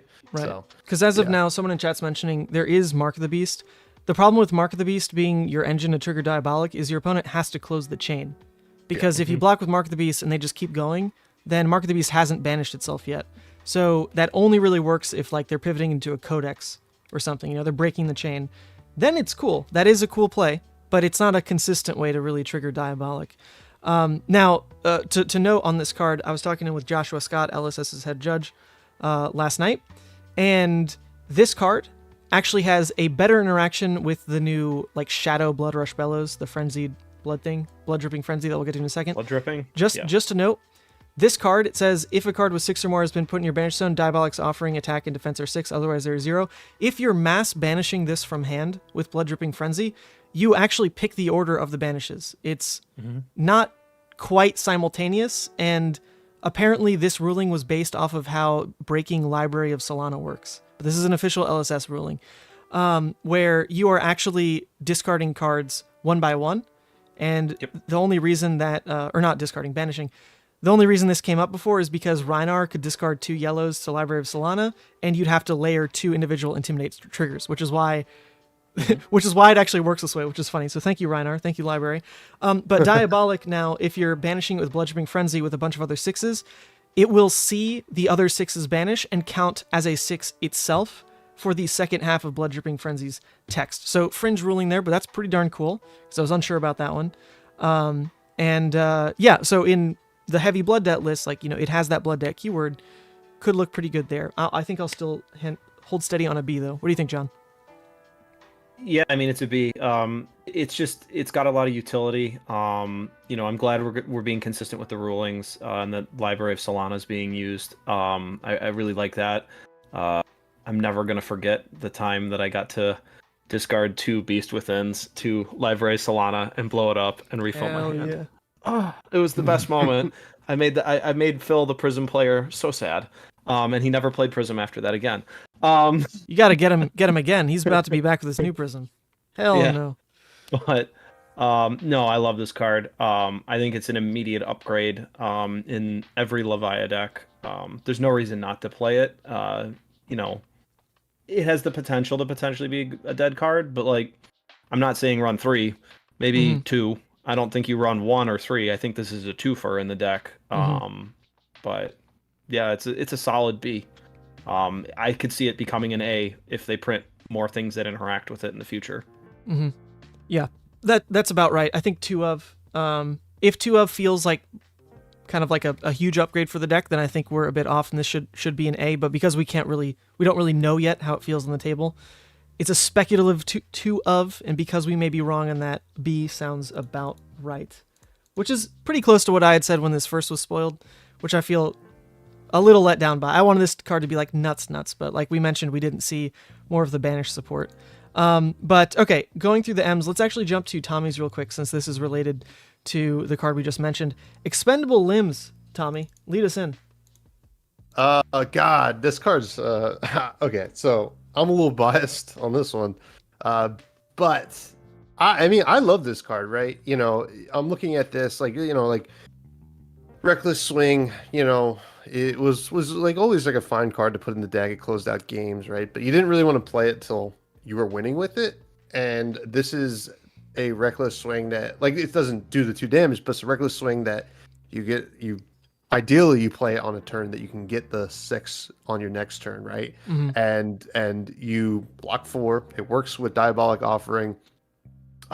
In a lot of ways, it could be just a good tool against, you know, some aggro stuff, and then you can still have a turn after, which is really nice, you know. My bias is gonna call it an S, but I think, you know, it's not a 3 of in the deck, but I'm gonna be happy to play it. You know, in reality, I think it's good, so it's like probably like a B, but I'm excited to see this card in action. I think my one reservation with this card is you actually can't run that many 2-cost 6 attack yellows that make this card like good the way I want to play it. Like, imagine a Levia deck was a lot of cards in the vein of like Mark of the Beast, Hungering Slaughter Beast yellow, right? Where you'd have a very flexible type of hand where you could Expendable Limbs. You don't really care which one you hit because you can just play it out with the yellow that you kept, right? And they're both targets for Expendable Limbs anyway. They're both 6s. In a world where like those hands are more common, I think Expendable is really good because then the randomness gets negated a bit. But I think you're going to have a lot of scenarios where the cost still of needing to banish at random is just so hard for your hand to manage properly, because, yeah, like, oh, man, it's just, you know, because you'd have to craft it in a way where Expendable Limbs, you're playing it, and, like, you want it to hit a card that next turn is going to turn off Blood Debt, but then you also need to, like, have kept resources in hand to be able to play that card that you now banished, but then that means the hit targets for Expendable are worse because you're keeping those pitch cards in hand for it to hit. I have a hard time seeing this being like really good, but because it could come up in those like yellow hands, it's probably fine as a weird 1 of, is how I'm conceptualizing it. I could be hella wrong, and maybe this is just like an unga bunga way to play Levia, where, you know, you've got your full hand of cards, and you just say, okay, like Expendable Limbs, block for 4 on 1 card. Doesn't care, like, you know, just hit the good 6. Anyway, next hand, or like, you know, it's your turn now, and you just blocked 4 on a blue and didn't really care that you banished a 6 because like you were playing it out anyway, and you kept the perfect hand for it, like, and it just works out. It's just perfect world every time.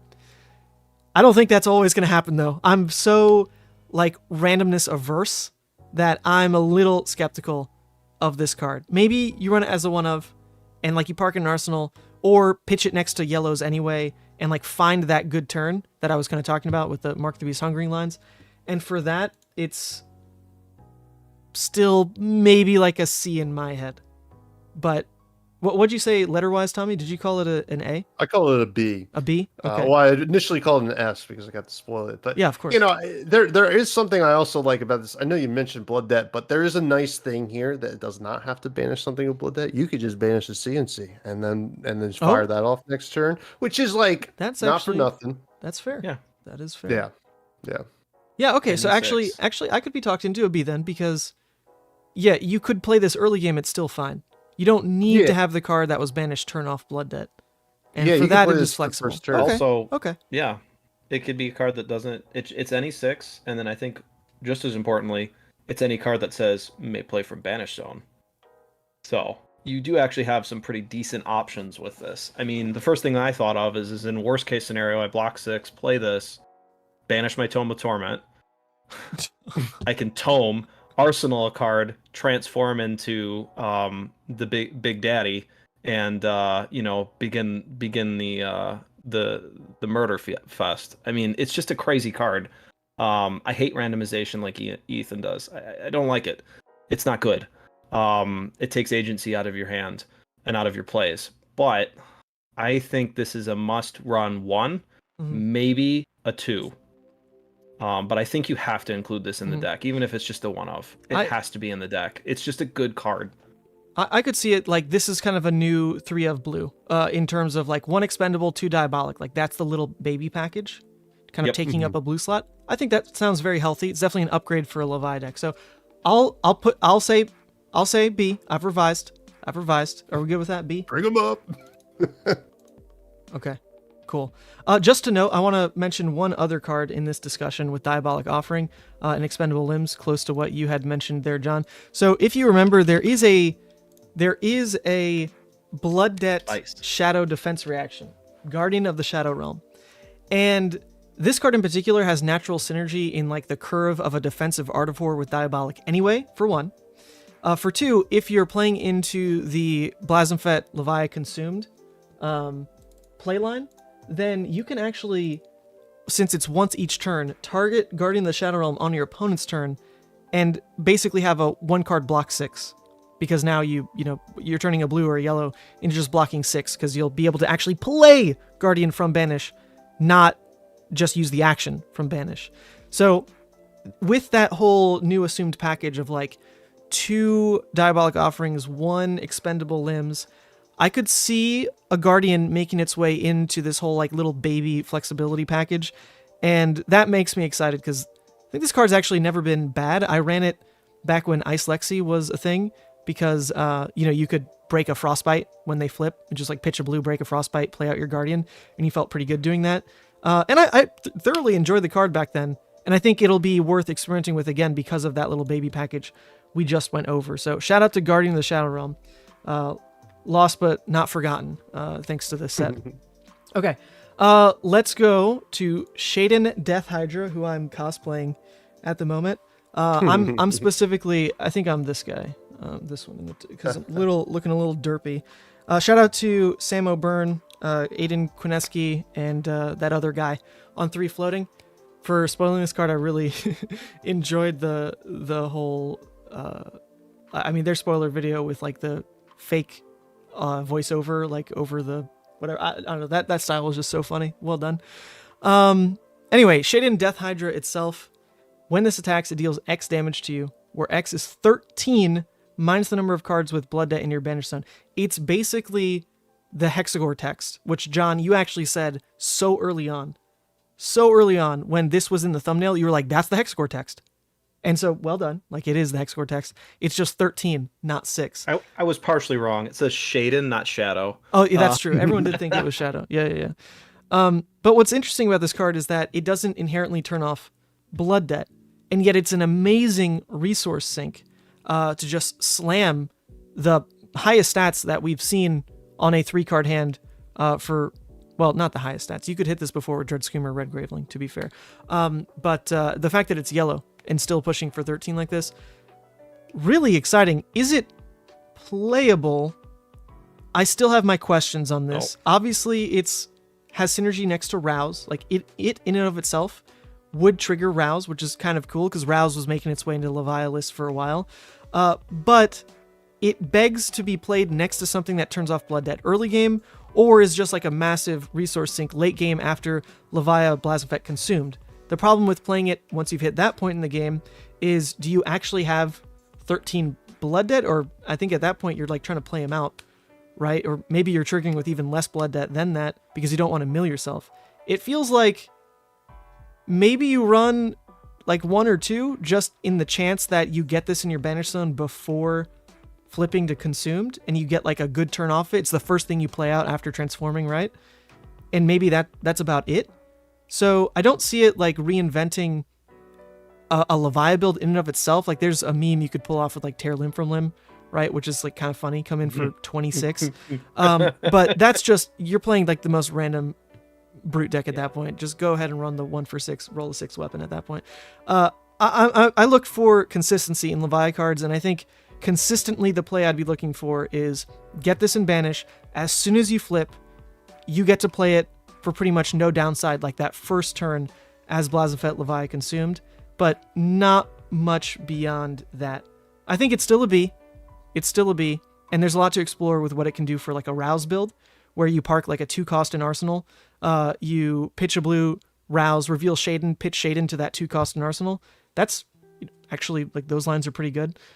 So yeah, I think B for now. A lot to explore with this one. What do you think, John? Yeah, I got really excited for this one because, I mean, I played around with a Rouse build for a while. First thing I always thought was Rouse, 7, go again, pitch this, swing Hexagore for 6, bam, 13 off of 3 cards. It doesn't turn off Blood Debt, though, but yes. Yeah, but that might be intentional because then you can swap immediately to Consumed. True. That was my thought. It was like, oh shit. And then you potentially are going to have this come back around then and be able to play it again as actually being able to play it when you're in Consumed, assuming that you're able to draw into it.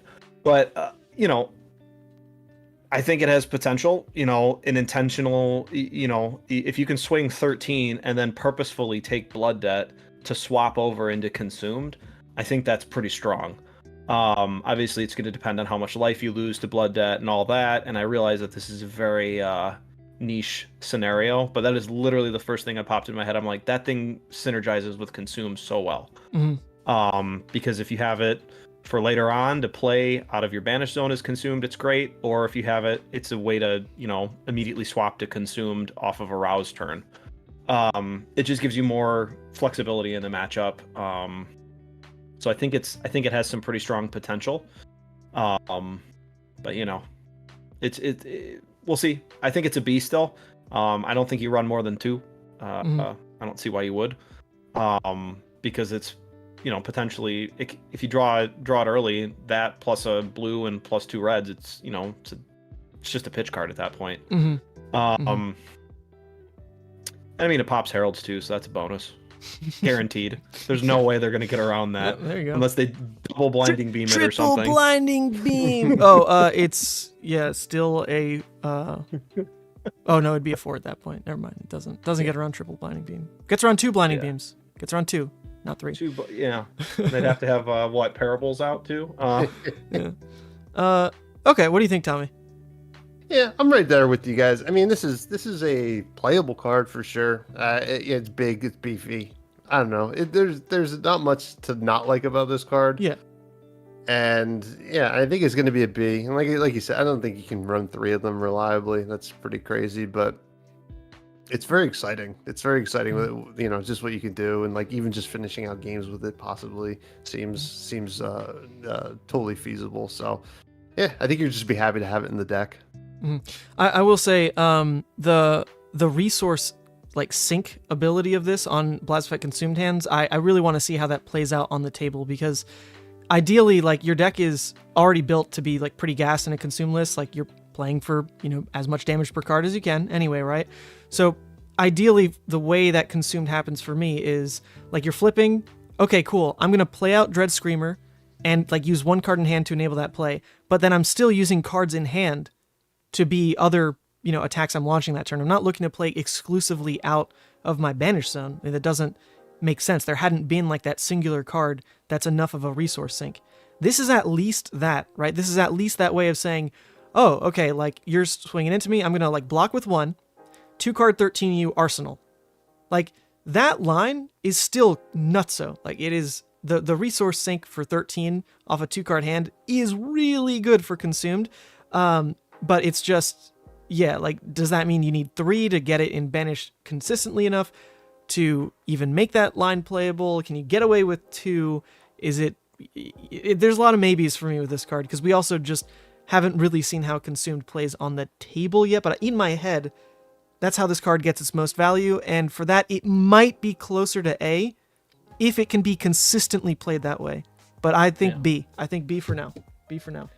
There's one other thing I forgot to mention with this. This is the other line I thought of. If you can get this off of an AO, give it go again with AOW, and you take a butt ton of damage, let's say, and you got on to like 1 or 2 or 3, you just use the extra action to switch over to redeemed immediately. So it's like, bam, 13 redeemed. I'm still at 8, and I can't die to blood debt, so get wrecked, son.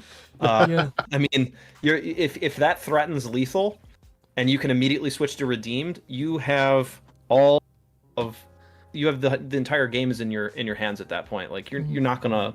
I don't think you lose in that scenario.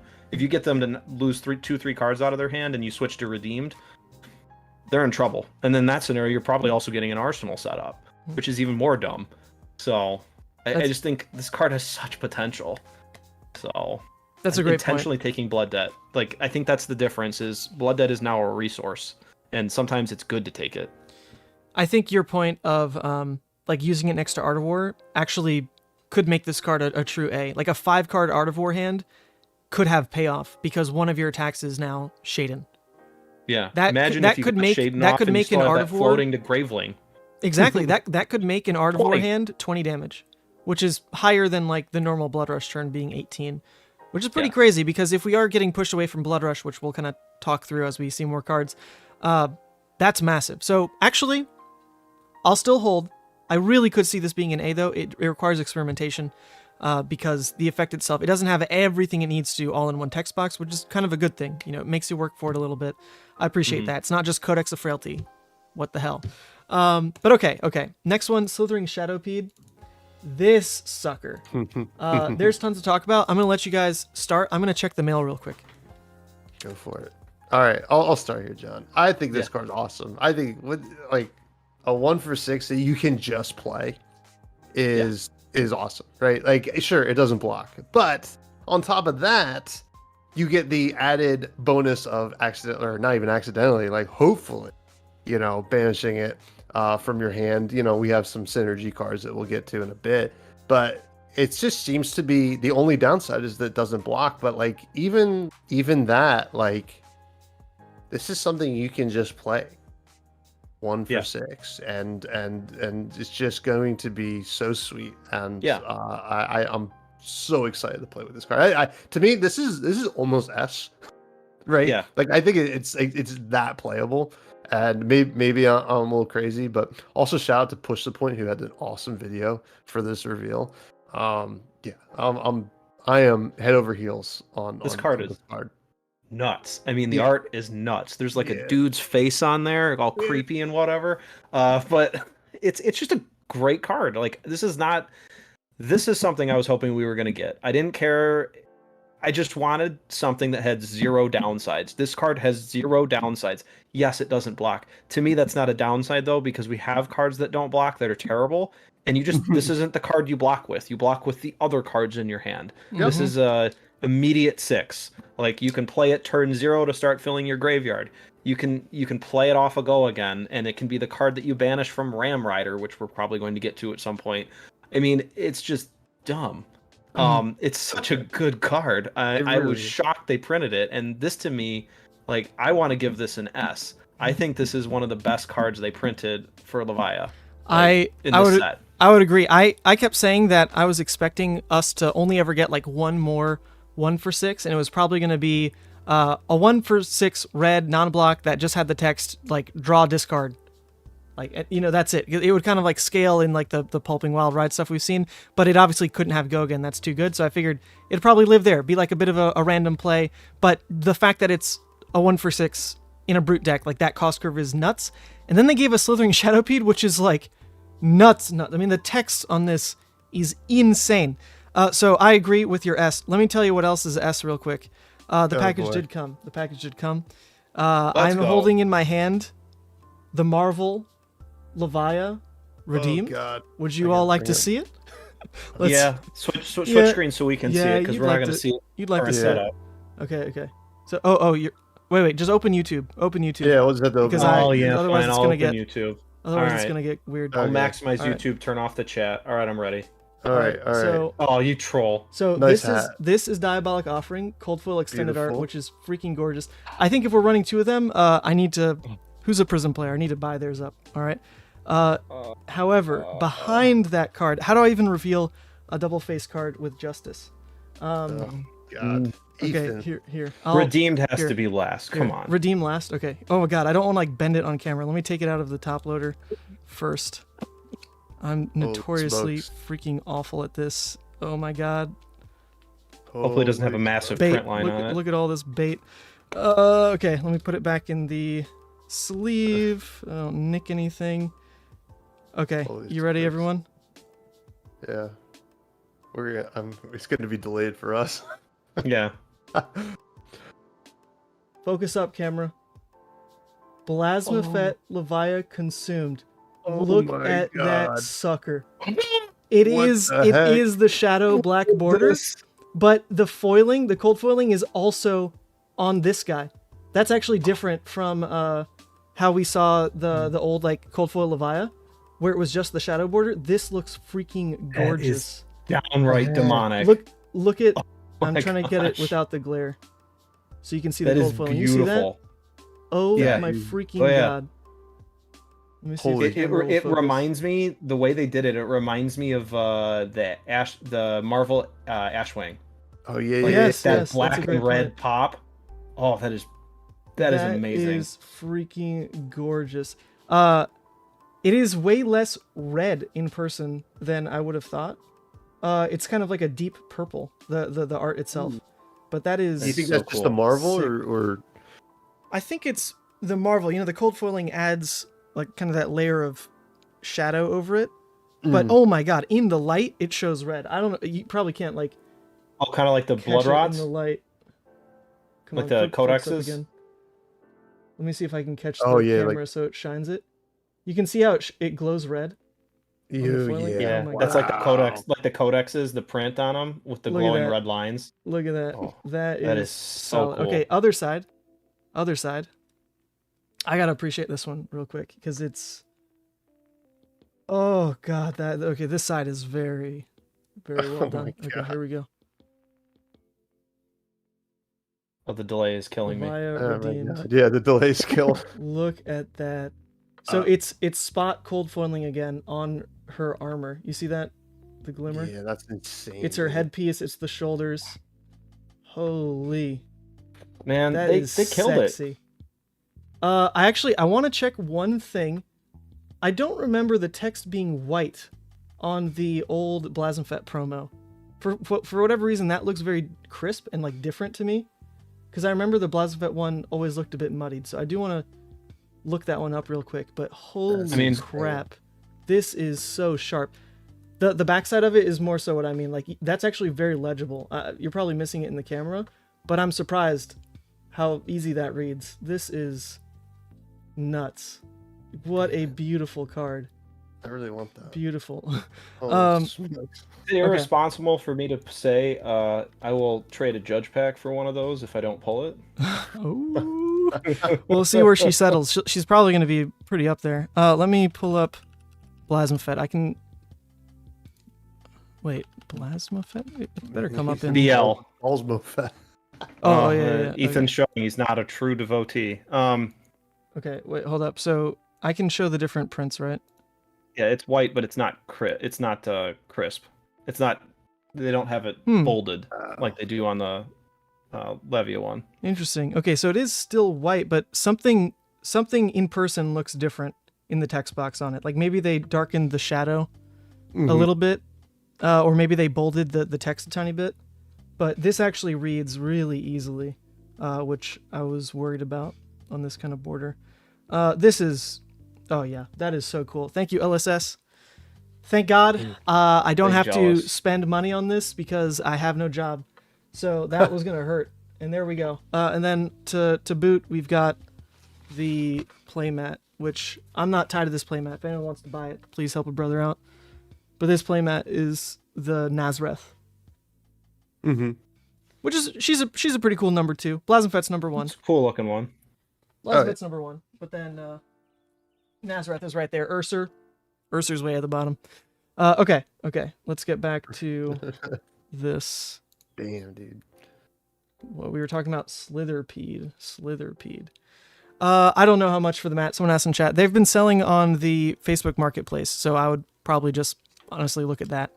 Oh man, I haven't even seen the Diabolic Offering in person yet either. I'm not sure it's gone over live. Let's do that one as well. This is okay. It's beautiful. Focus up. That same deal. It's foiling on the art itself, which is so cool to see, and it's got that same glow red actually, in the light. Very, very cool. Okay, so I need a second one of these. Let's make it happen. Who has one? I got no money, but I can trade you Levia secrets. No, I've got some money set aside for this set, obviously. Not much, but... Man. Okay, here we go. I hope that becomes an armory promo. Oh, come on. You're sitting there pretty with your Judge, Pummel, Cold Foil, whatever, yada yadas. Excuse me. It is Arclight Sentinel, sir. That's over $1,000. Thank you very much. What? Barf. Two That's have sold. disgusting. One for $13.50, one for $11.50. What is going my on? God, that's disgusting. Prison players. All right, time to become a judge. Prison players are prison players. No, it's the odds of hitting it are pretty low though. So. Dang. All right. Well, I've Don't apparently get too chosen. excited.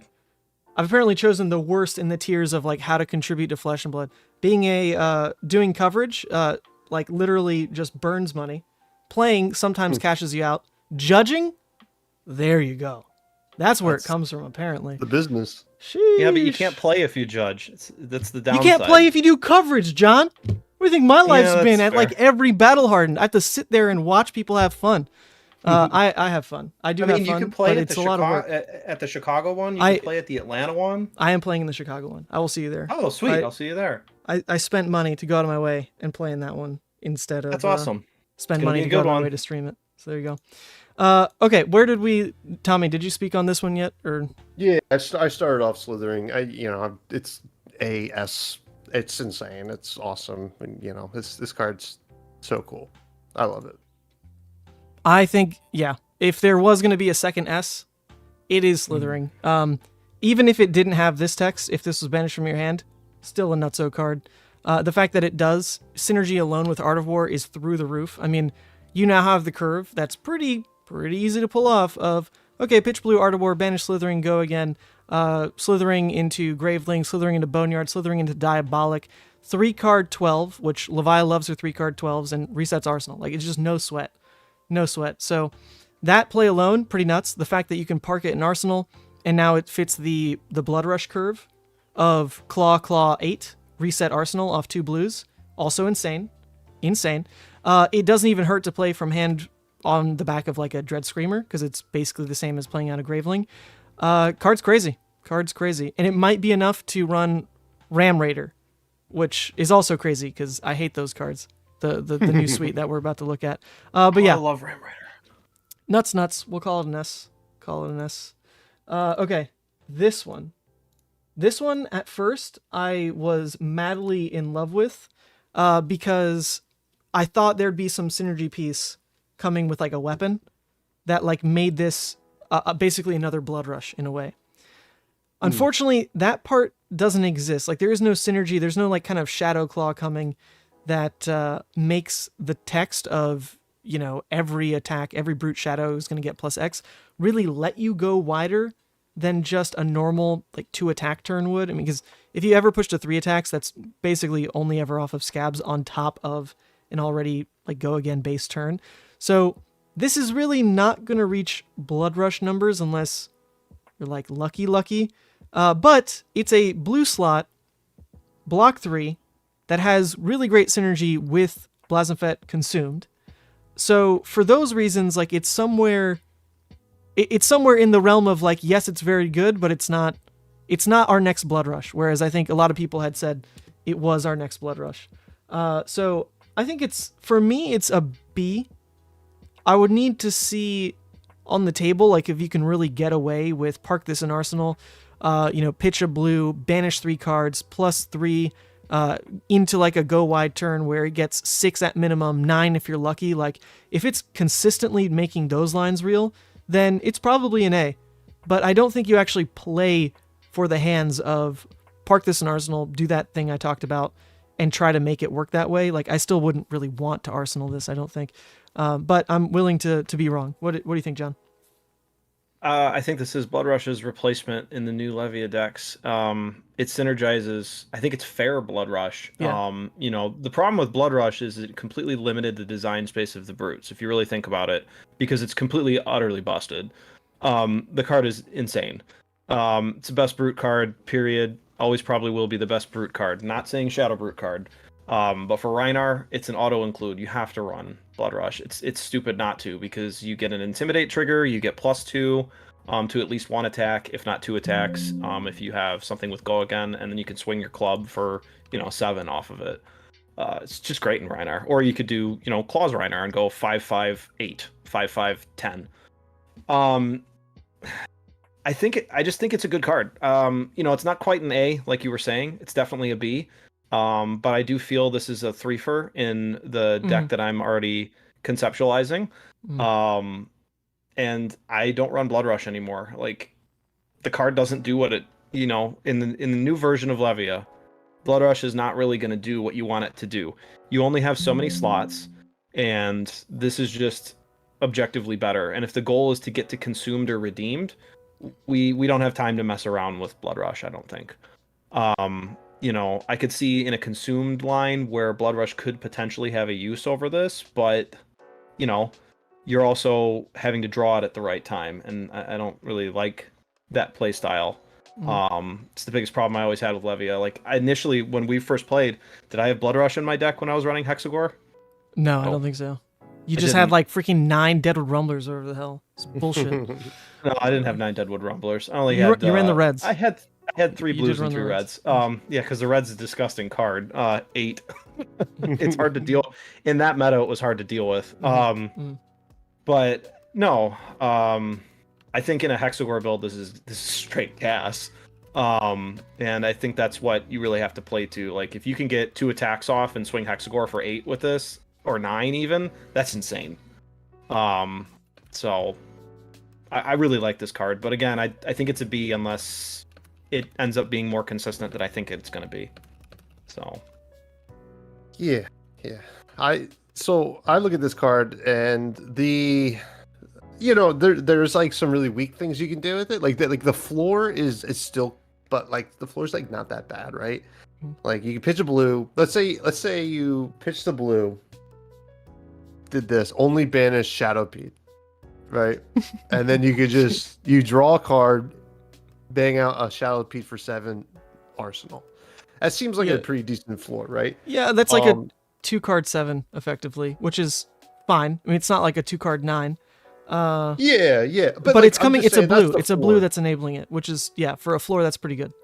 Sure. And then like at the top of that, you Arsenal this, and then maybe you just have this crazy turn, right? And it has synergies with Hexagore, has synergies with if you're running the hammer, like the hammer feels a lot better when that 1 attack is coming in for a lot more, right? And I actually I don't know if it's quite A, but like it's just like it's gonna be hard to justify not playing this card. Yeah, right? Actually, to be fair, the fact that you just run this probably means it's A, regardless of like its use case, like really always coming up every game. It is a blue block 3 that is wildly flexible with a pretty high ceiling and not a bad floor. So actually, why wouldn't that be an A? To be fair, why wouldn't that be an A? The one rules question that came up in the Legal Levia chat that I actually don't remember seeing the answer to, John. It says your Shadow and Brute attacks get +X.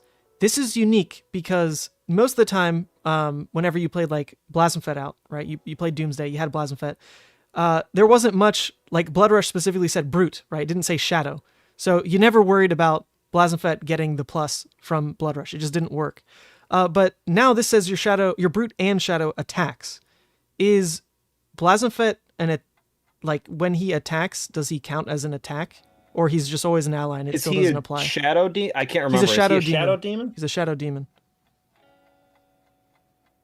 He's an ally though, and it's shadow. It's brute and shadow attack. It's specifically implying you the hero. So I would vent unless unless we're gonna, count, because you can't buff dragon attacks because they're allies. So I don't see this synergizing with Blasmafet. Dang it. So I mean, it says your, and to me, I mean, I'll see what the CR says, but to me, when it says your brute and shadow attacks, it's implying your hero. But the fact that they left that off is also, I'm not sure. So I actually might ping Josh on this one. Oh, okay. Actually, someone has a really good parallel in the chat.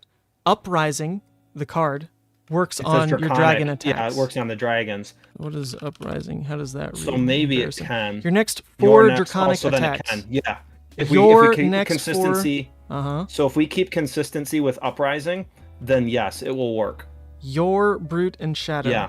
There we go. Your next. Oh, baby. So yeah, you could swing Blasmafet for 9.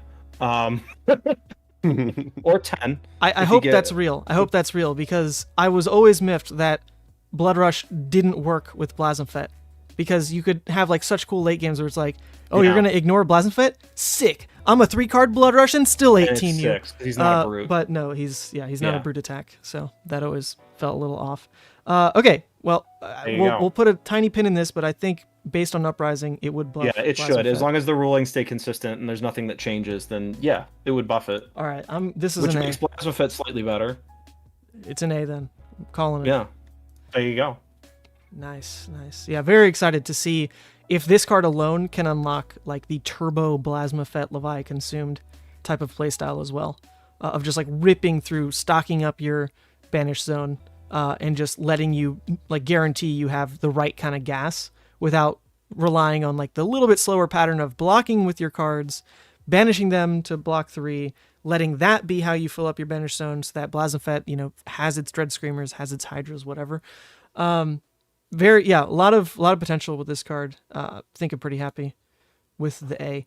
But now we're out of the Majestics to go over and on to the whole suite of these cards. There's a couple exciting ones. We'll start with Ram Raider. Who was excited? Was this Jon? Weren't you the one who peeked this card perked up around this? What do you think about it? I like this card. It's a good card. It's you get effectively 3 more Dread Screamers, I think. It's just good. It turns out, and you don't need a yard. It's Dread Screamers without the yard. And I like that because it gives you a little more agency and a little more different style play patterns. Also, it blocks 3, which is amazing. So I really like this card like a lot. I don't know about the other ones, but this one specifically I like a lot because it enables the go again. We're going to be running Slithering Centipede. We're going to be running things we can play out of Banish. It just works really well. Cost curve is right on. You're always going to be floating that 1. So I think it's sweet. I'll say I think this one is going to come down a lot to honestly on the table how it feels, because I'm a huge fan of like making sure your small hands, like your little small hand combos work, and obviously this one is best next to Centipede because it's a 3-card 12, which is Levia loves that, right? She can pull it off pretty easily, like Unworldly Swing Big, Dread Screamer Graveling, like that's where she likes to live, on her smaller 3-card hands. Ram Raider works that way. It's just tied like very specifically to Slithering Centipede. So I'm eager to kind of see, if you see an early Ram Raider and you're like, okay, cool, park this in Arsenal. As soon as I draw a Centipede and a blue, we're good. Can you actually like have room to wait for that? Or do you need to start playing in and then like Ram Raider in Arsenal starts to clunk the fact that like you'd rather have a different card there as you ramp into like a blood deck game plan, and want to banish 3 more than, have the flexibility of not needing to banish 3.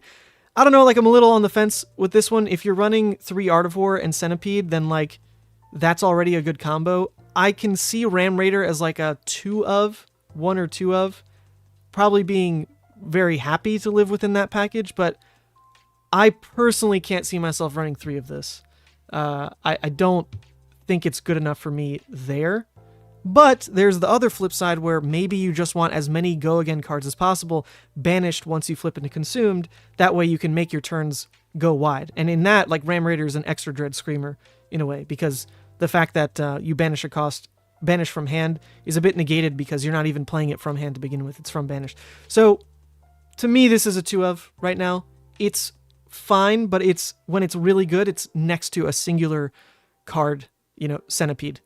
And for me, I think it's a B. I think it's a B. What do you think, Tommy? Yeah, I'm right there with you. Like it's playable, right? And it's good.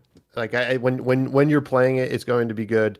And I'm glad you hit at the point about the consumed. Like I think you want these in your banish zone for the consumed, right? I think you want to start going off with these Ram Raiders out of your banish, like to end the game, right? And it feels so good when you're playing, like it's not coming from your hand, like you said. So I mean, two makes sense, but it's just still blocks 3, man. Like I think that's like it's still like really good. It's a red though. I'm always so hesitant to just load up on reds. But I mean, hey, it is go again, and brute decks that can just slam go again every turn can end the game quicker than decks that are cutting their brute decks that are cutting their go again. So I could be looking at this through a bit of a warped lens. I like a slower Levia, but if you can be on the forefront, then you also don't mind the additional cost as much because you're on the forefront. You are able to keep larger hands, and just the fact that it has go again alone is the big deal. So what would you put it at rating wise then, Tommy? What'd you say? B. I would say B. B. And John? Yeah, it's still a B. Still a B? One Okay. other thing, it synergizes with Ghostly if you're running Ghostly. Yes, which is cool, but it doesn't 10. get Ghostly's. It doesn't get go again from banishing the Ghostly. So then it's yeah, like it a doesn't weird. get- It's a weird plan of it's like a weird pseudo thing. you'd have to have Ghostly in your You have to have the graveyard, have extra already action built point. in to banishing blood debt cards, and then you play Ram Raider. That would turn off blood debt, to be fair, and then Ghostly. So it's like a 3-card 10, which is okay. Yeah, it doesn't sound as good now that we've Yeah, talking it out though. Yeah. And I mean, it technically synergizes with whatchamacallit, the tree, but you're not going to have the cost probably to play it because then you're dealing with randomization at that point. Yeah, I don't think So, Deep-Rooted Evil I'm is part starting of to talk myself out of this card. What are you doing to me? No. It's good. I just don't think it's like slam 3 of. Yeah. It won't feel good as a 3 of. Yeah. Is like my hunch with this card. But it is a fine card. It has its good synergies, right? And it does block 3, worst case, as a 6, which is fine. To your note about Deep-Rooted Evil, I don't think Levia consume decks are going to be running Deep-Rooted Evil. I don't think that makes sense at all. But in like some weird world where all the builds collide, yes, it has synergy there. But okay, cool. B. Wallbreaker. I just want to say this art, I freaking love this art because most of the time with Levia stuff, what you see is like one of her demon thingies where it's like, oh, I'm attacking you with Hungering Slaughter Beast. She's in my headcanon like sending out one of her legions to like go attack you. But Wallbreaker in my head is like Levia herself. Like she is punching that freaking wall. And that is so cool. That is so cool to me because you don't see that on much of her art. And for that, flavor win, 10 out of 10. The card itself, though, I do not think is good at all. I think you just run Writhing Beast Hulk every time in this slot. And you, I think, need to be running Writhing Beast Hulk in a heavy Blood Debt Levia consume list anyway, because you need a way to close the game. And if you just banish a Writhing, then you can be like pushing them down, and then just close with Writhing, like easy peasy. So Wallbreaker is like not that card for me. It's just not playing that same role. It's doing it worse.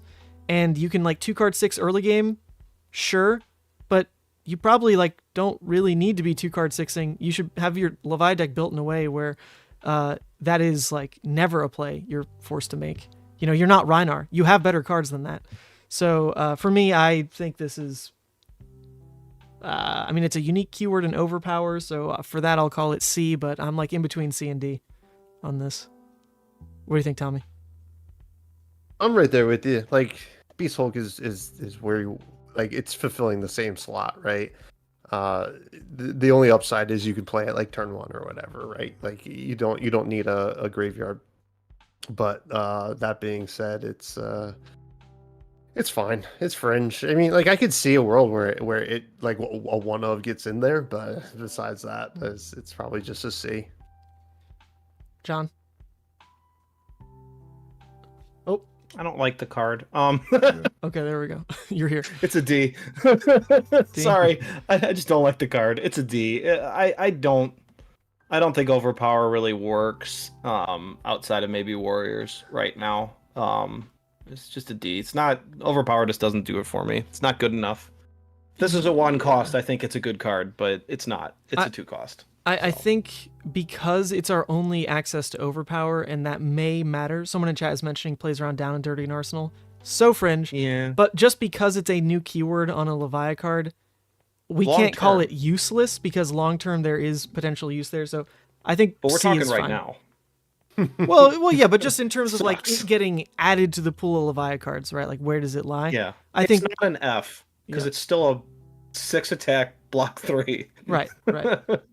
So C then, everyone good? Yeah. Okay. I'll take a C. All right, now we're getting into this card. This one has people split. Some people think it's insane. Some people think, cool, decent role player.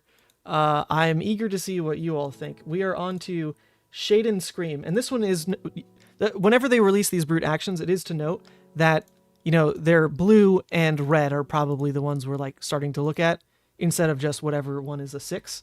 So Shaden Scream, we're kind of, I guess we could rate them differently, but if we can stick to like a rating in terms of, the blue being a block 3 plus 3, red being, block 3 plus 5. What do you think about this one, John? I guess let's hover over red because it's more numbers. This is one that I wish was in like a draftable set. This would have been such a good draftable card. It's such a good draftable card, and it's not in a draftable set. Yeah. I like it. I don't know if it has a place though. Like part of me wants to say yes. It's an easy +5. But at the same time, it's random. But it does synergize with your hammer. So I mean, you could just swing for 11, which is kind of cool. I don't know.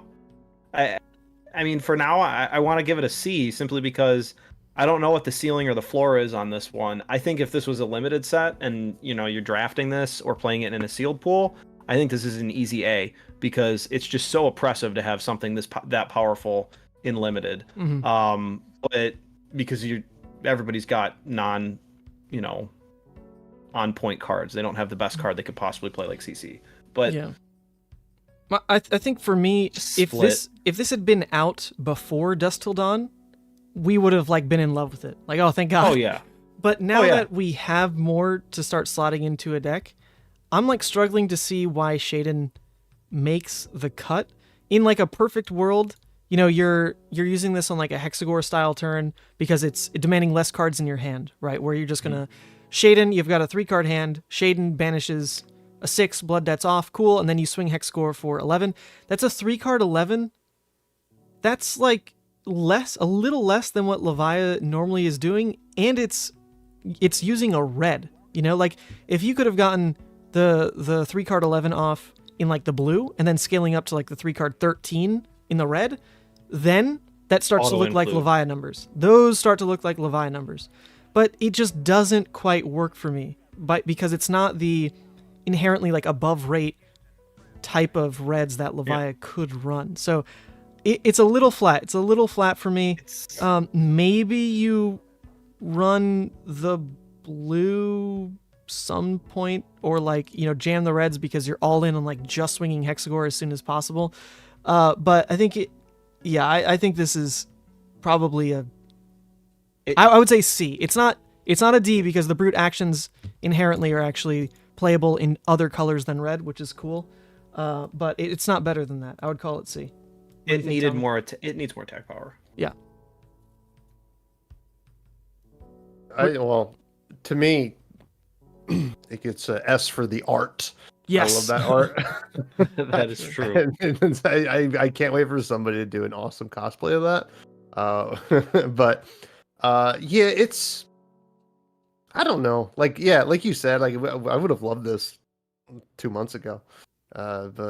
But yeah, it's like I think the blue will probably see some fringe play, right? In some lists. I don't see anything beyond that. Like the red is like pretty cool, but yeah, it costs a lot. Like maybe Yeah. What's like an ideal situation? Like what? The, Like I'm trying the to think of like Hexagore is like the ideal. The 3-card. yeah, 11. Hexagore, or if you're on Tunic, you go red, Sure. banish Shadowpede for 11. That's not bad. Yeah. Okay, that's fair. That's a 2-card 11, but anything that involves Tunic is Yeah. almost not worth actually discussing, because I promise you, if you're running a Tunic Levia deck, you probably are just chasing, like, the Tunic lines being high value instead of appreciating what Husk does for an actual, like, pivot for a Levia deck. And that, for someone who doesn't play Levia, probably is hard to conceptualize, because they're just trying to do the math of like, oh, the Tunic numbers are so good. But Levia has real strength in on-demand block 6. That, I mean, at that point, like covering a CNC potentially, that letting you be the pivot on keeping like the full hand that like really breaks the game and puts you in the forefront. The on-demand block 6 from Husk in a Blood Debt deck is, in my book, like 90% correct across the board. Like maybe you slot in Tunic as a sideboard piece. Tunic in Levia decks is normally when you're not playing into Blood Debt. So there's probably confusion from the outside looking in. But yes, some Levia decks run Tunic, but it's because they're really not based around a Blood Debt game plan. They're not. They might splash a couple because there's some good above rate ones, but they're probably using Tunic for like a pummel cost curve, which, I mean, I love that crap. I mean, I played pummel Levia for like, half a year in the Starvo meta. It was super fun. But the Tunic Levia decks are not like all in on Blood Debt, which is probably how you want to start playing Levia more so, because there's real payoff now in consumed or redeemed. So sure, like Tunic lines, because people in chat are saying, like you mentioned, the Shadowpede line. Yes, those are good numbers, but that's the best thing I can really. I mean, like that and Hexagore is like the best thing you can think of. But like, I think we're just, as we're seeing everything we see, we're doing so much more like things that are so much better. That we don't. It's a C. I think there will probably be some lists. Like this doesn't say anything. Like it doesn't care about what you banish. So, like there will be lists that will play something like this that isn't really on the Blood Debt line. It'll be like really stupid, but it might be right for a meta or something like that. And I think at that it's like a true C in my book. I think LSS missed with this one, and I don't say that lightly. It really should have been +2 power, because you need to think about. I think it's Awakening Bellow is the name of the other Primeval one. Bellow. Or Is Primeval the Bellow. exact parallel. That's what it is. Yeah. It's the exact same thing, but it's discard. But you're playing that in Rhinar, which means you get an Intimidate trigger. So this is effectively a bad version of that. Yes, you could banish to turn off Blood Debt or something, but that's not really a concern in the deck anymore at this point. Plus, playing into Blood Debt, like this is a card that's forcing you to play into Blood Debt. That should have the payoff then of stronger stats. That's kind of the whole point of Levia is when there's Blood Debt on a card or something that's like forcing you to play into Blood Debt, like Unworldly Convulsions. Those are at least +1. Compare like Convulsions to like Come to Fight or something. I mean, it's generic, so it's not exactly the best for baseline. But this really is worse than Primeval Bellow, because like you said, Primeval gets the Intim, which is in some worlds like 3 free damage. And now we're looking at an exact parallel that doesn't even have +1 in stats to balance it out. So yeah, not super stoked about this card. I might even consider bumping it to... No.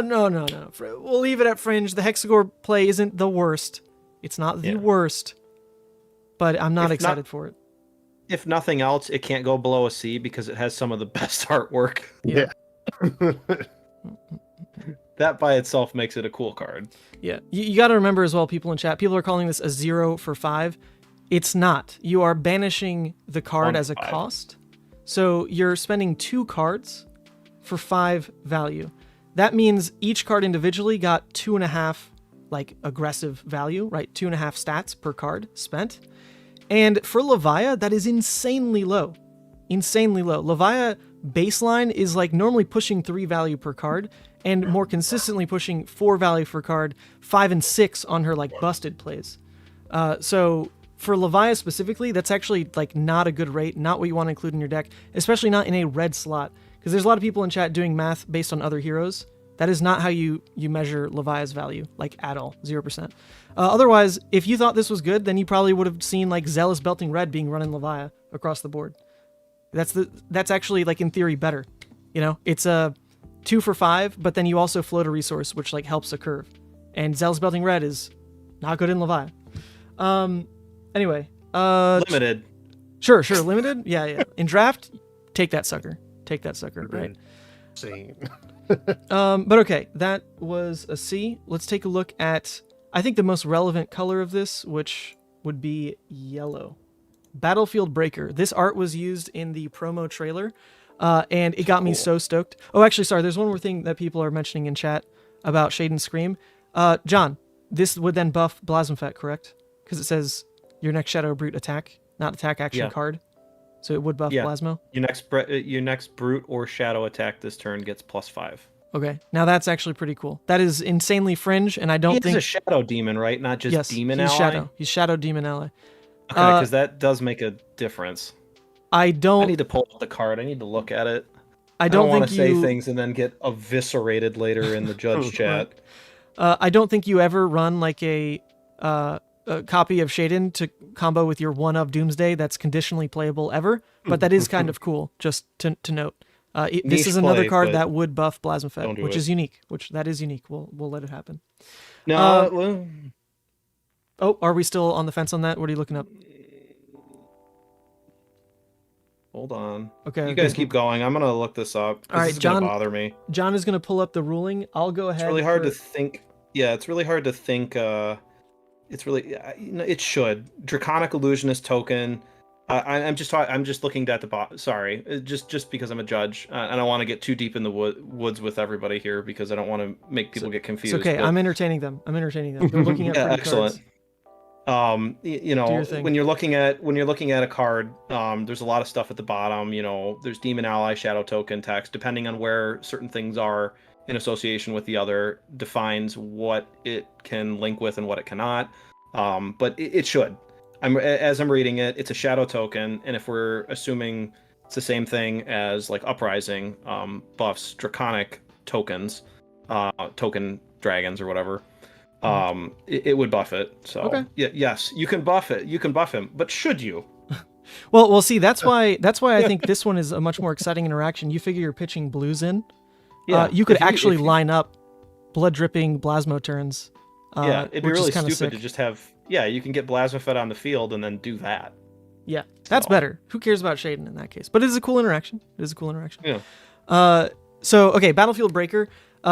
This one at yellow is, I think, the most relevant color because it's in that world where, like, if you're running breakpoint attacks, like, you want them to do something on hit.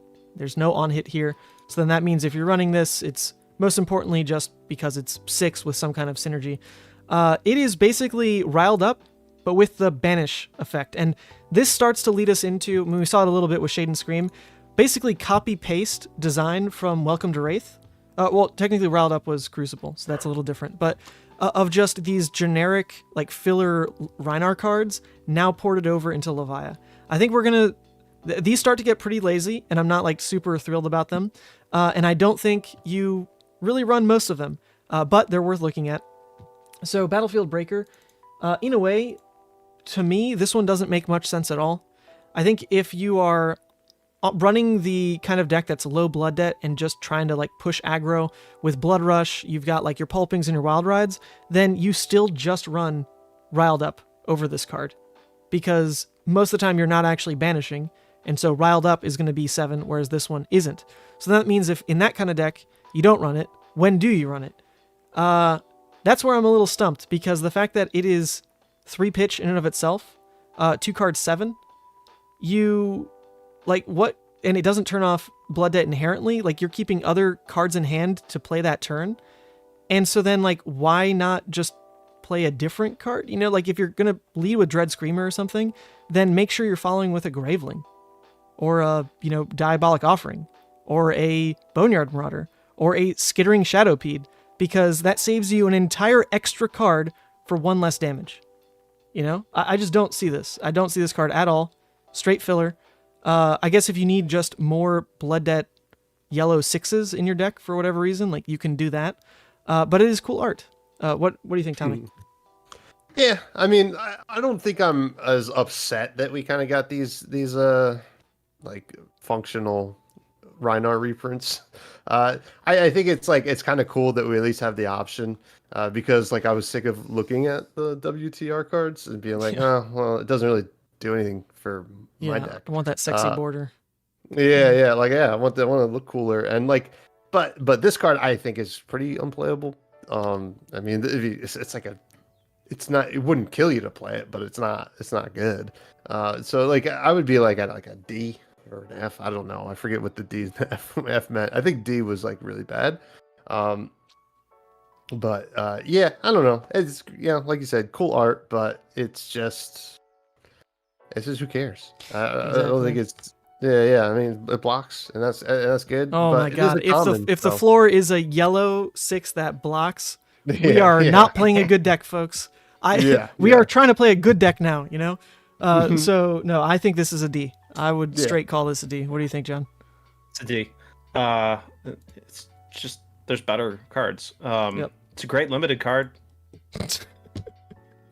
All right, you and I can draft this set, and we'll have some fun. Is there going to be a limited format for this? Because this is going to be a fun one if there is. I even put Heralds in for Prism. So it's a limited set. So I'm gonna see if I can if I can talk my LGS this weekend into letting us just like, because what is it, sealed Monarch, or is it draft Monarch for pre-release? So I was gonna actually propose this at some of my pre-releases if people want to redraft Monarch afterwards, and then take for the ones that I think I've got some pre-releases that are divvying out the packs evenly, and the top prizing is just winning the cold foil. If they did that, we could redraft Monarch, and then so you do a Monarch draft, and then you open your sealed packs, or maybe you do your sealed packs first, and then that influences your draft. Like, yeah. Oh well, someone in chat, multiple people are saying that their LGSs have swapped to 2 Monarch, 1 Dawn to Dusk. That sounds great. Make that the draft. And Dawn till Dusk is your pack 3. You're not gonna have enough cards though, because there's only 10 cards per pack. There's only 10 I think cards. You have to do 2 and 2. If you were to just do a straight, and because there's also going to be some dead cards because there's no Guardians, unless we make it, or you make a rule where they can swap out like a rare or something for it. But did I say welcome? I mean, draft. It's 2 and 2. Two Monarch, 2 Dusk till Dawn. What do you mean Guardian? There's Guardian cards. There's a couple random Majestics. Aren't they Majestics? Yeah. So you could potentially get a dead card in your packs. Oh, okay. I mean, so I think you'd have to do double DTD and combine the pack as the last pack. Yeah, maybe combine the pack so it's a 20 card pack instead of a 14 card pack. I'd be so down for that though. That sounds way more fun than just straight. That sounds like a lot of fun. And it would make sense. It would make sense. Even if all this chaff was only usable for one weekend, that'd be a fun weekend. So maybe we can start a movement here, and more people can talk their LGSs into that. I'll try on mine. Chris, if you go back like literally 5 minutes, I showed off the Marvel again, but I think at this point, if you go back like 30 something minutes is like the reveal.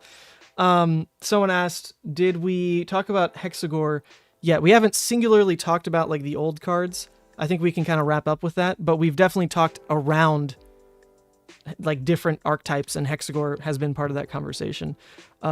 Yes. And I think the general consensus is Hexagore is actually looking quite juicy for consumed lists, especially if you're moving away from Bloodrush Bellows because of just, better Blood Debt synergies you can chase, and the fact that, Claws was only really tied to Bloodrush anyway. Now if you just take that package out of your deck, you get so many more slots to work around with, and Hexagore in a consumed deck is kind of like the perfect pivot turn of 1 card 6, flip to consumed, and then who knows what else you end up doing with the weapon. I think it starts to make some sense, sure, but it's not going to be the redeemed weapon. The redeemed weapon, I think, is Hellraiser, or Hellhammer, whatever it's called, which is equally cool. I love that card, and I want it to be playable. Anyway, okay, let's move on to Shaden Swing. So this is one of the ones that actually wasn't officially spoiled. It was just part of the box breaks, and it's, actually one of the more interesting ones, because like the one cost matters sometimes, but it's once again just a functional reprint of, what was it called, Savage Swing, but now with the banished text. So it's in that same boat of just reprinting cards that we didn't run anyway. So I'm not super stoked about this one. I mean, I like this little dude in the art. If they just made it one more power for each level, and we had a For real. 6 that costs 1. What? Yeah, no, for real. Like, that's what makes no sense here is there's a real trade-off in playing Levia over Rhinar, in that...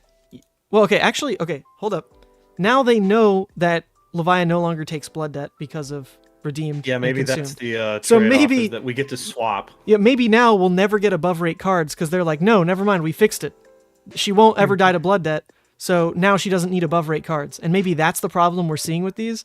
But, oh man, that'd be such a stupid design choice. I really think these could have been +1 power because that's how Levia has been statted in comparison to Rhinar, like across all of time. And on top of that, the additional cost is worse for Levia because you don't get an Intimidate out of it.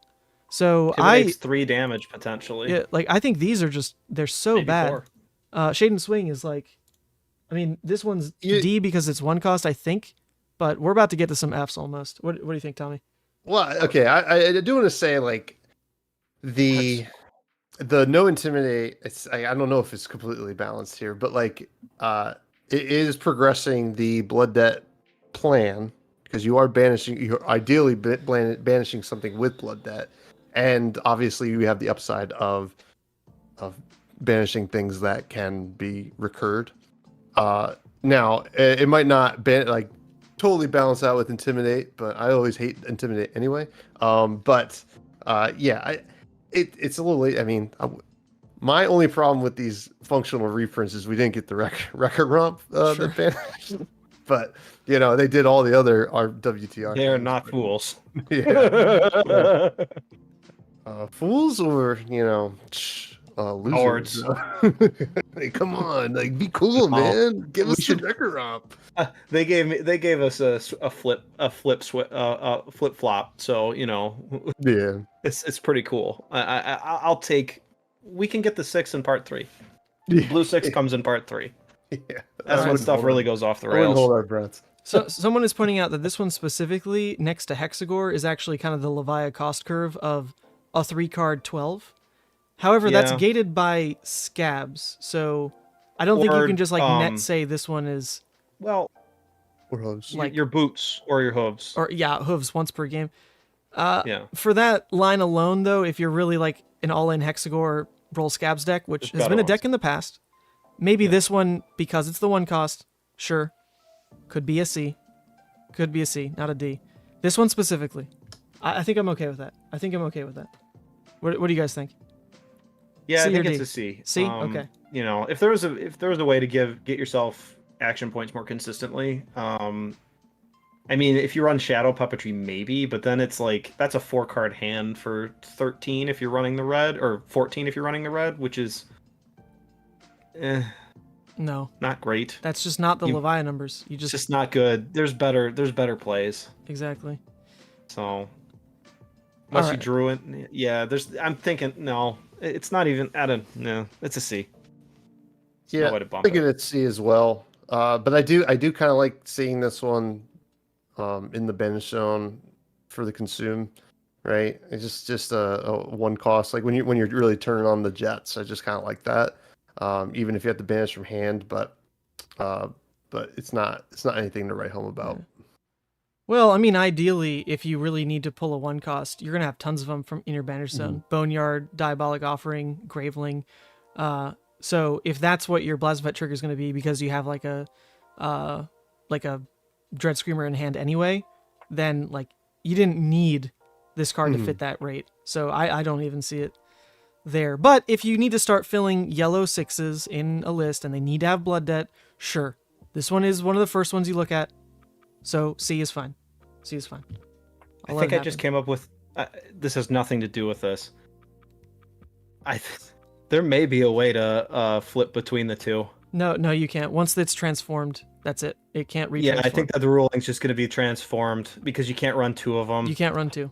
No. Because if you could flip between the 2, the only thing the thought process is if you can somehow gain enough health to get above 13, and then get hit by humble or dishonor, You could take the blood debt and then flip back, but no. No. Confirmed by So, Josh. It is a He did singular say, card. yeah, It it's a exists singular card, so simultaneously as there's no way both to do sides. it. You can Yeah. either choose to let the Blasphemous trigger resolve, or take the action point unredeemed. But once you transform, Yeah, there's no trigger that can ever there's be. no going back. Yeah, there's nothing left to trigger or take the action on because the card is then in play, and it's not in your inventory anymore, which is where it says it needs to be for anything Yeah, in to order happen. to trigger it, and you can't Yeah. run two of them. Can't That's run why they two. made it a dual face card, not two single face cards. I'm sure. So Okay, there we go. So that one was a C. Now we're moving into the, cool names, cool art, but good God, are these not exciting? This one in particular, it's 6 in the red started slot. with these. 6 in the red slot. So we're only ever really looking at the 6, maybe. Tribute to Demolition. I heard these are like a WWE reference, but I don't know WWE, so I'm not quite sure if this is like a person who was called Demolition or something, or maybe a nod in the art. But anyway, that's what I heard. As an additional cost to play this, banish a random card from your hand. Same deal as before. If a card with 6 or more is banished this turn, or banished this way, it gets +2 as a 2 cost. So this is a 3-card 8.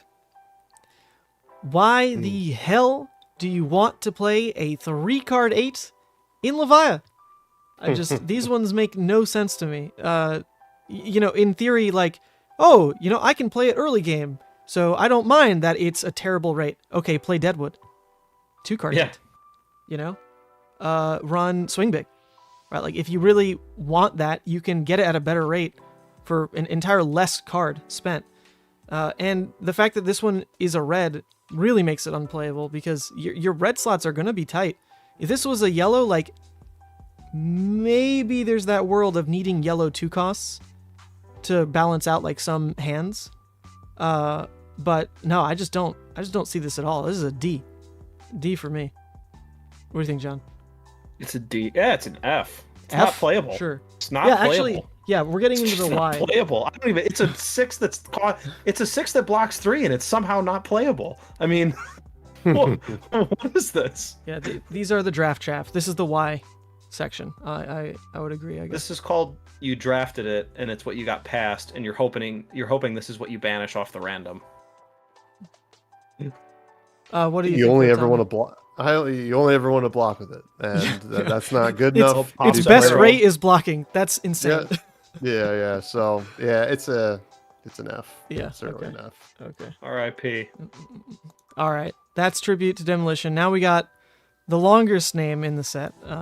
Shout out to Convulsions. Tribute to the Legions of Doom. Supposedly same deal, reference to WWE. I'm not like the biggest fan of the art on this one either. It's like, I don't know. It just like doesn't feel quite in the vein of Levia's monsters. I'm not quite sure like what's not landing there for me, but this is like the one art that I wasn't over the moon about. I don't know how you guys feel, but the card itself is also just nothing special here.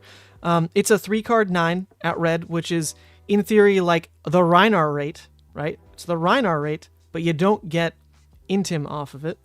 So you could, like, I guess in theory keep this in as a playable way to stay baseline on rate, but it's a red.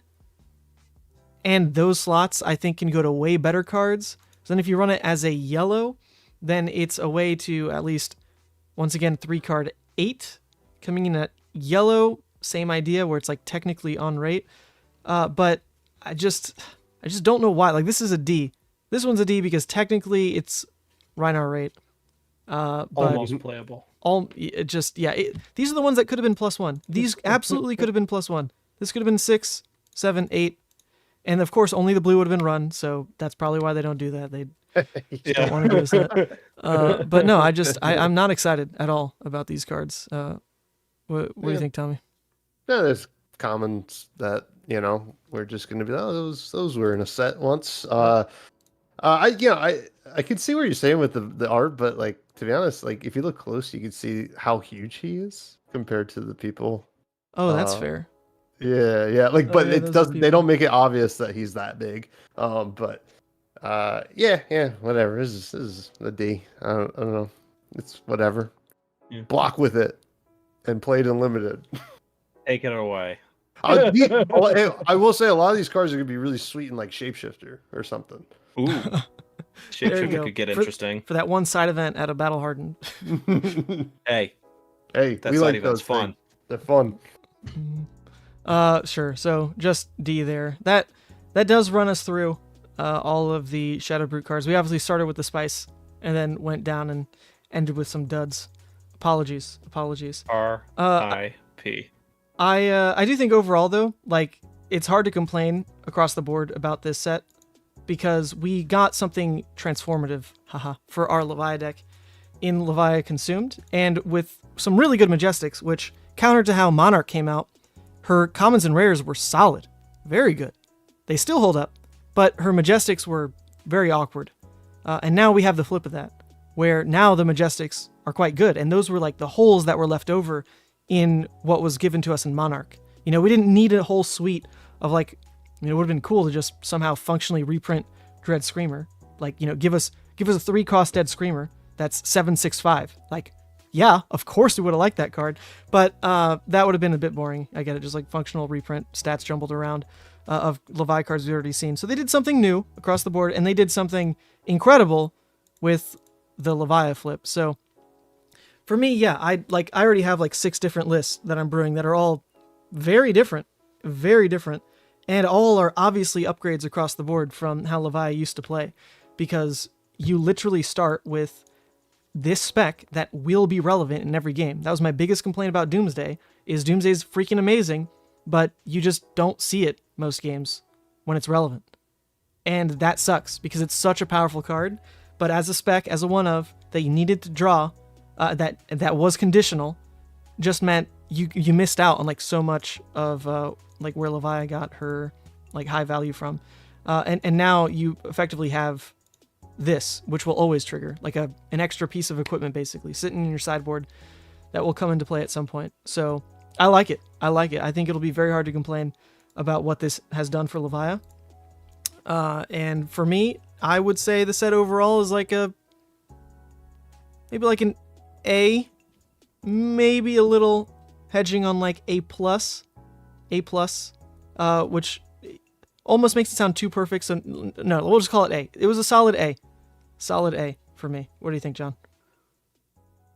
I can't believe you're going to be that controversial. It's clearly an S. Come on, Ethan. No, I'm saying across the board. Like we got the amazing card, but nothing else matters though. Okay. Like this completely, think about it. This completely changes everything for Levia. I mean, she's now a top tier hero.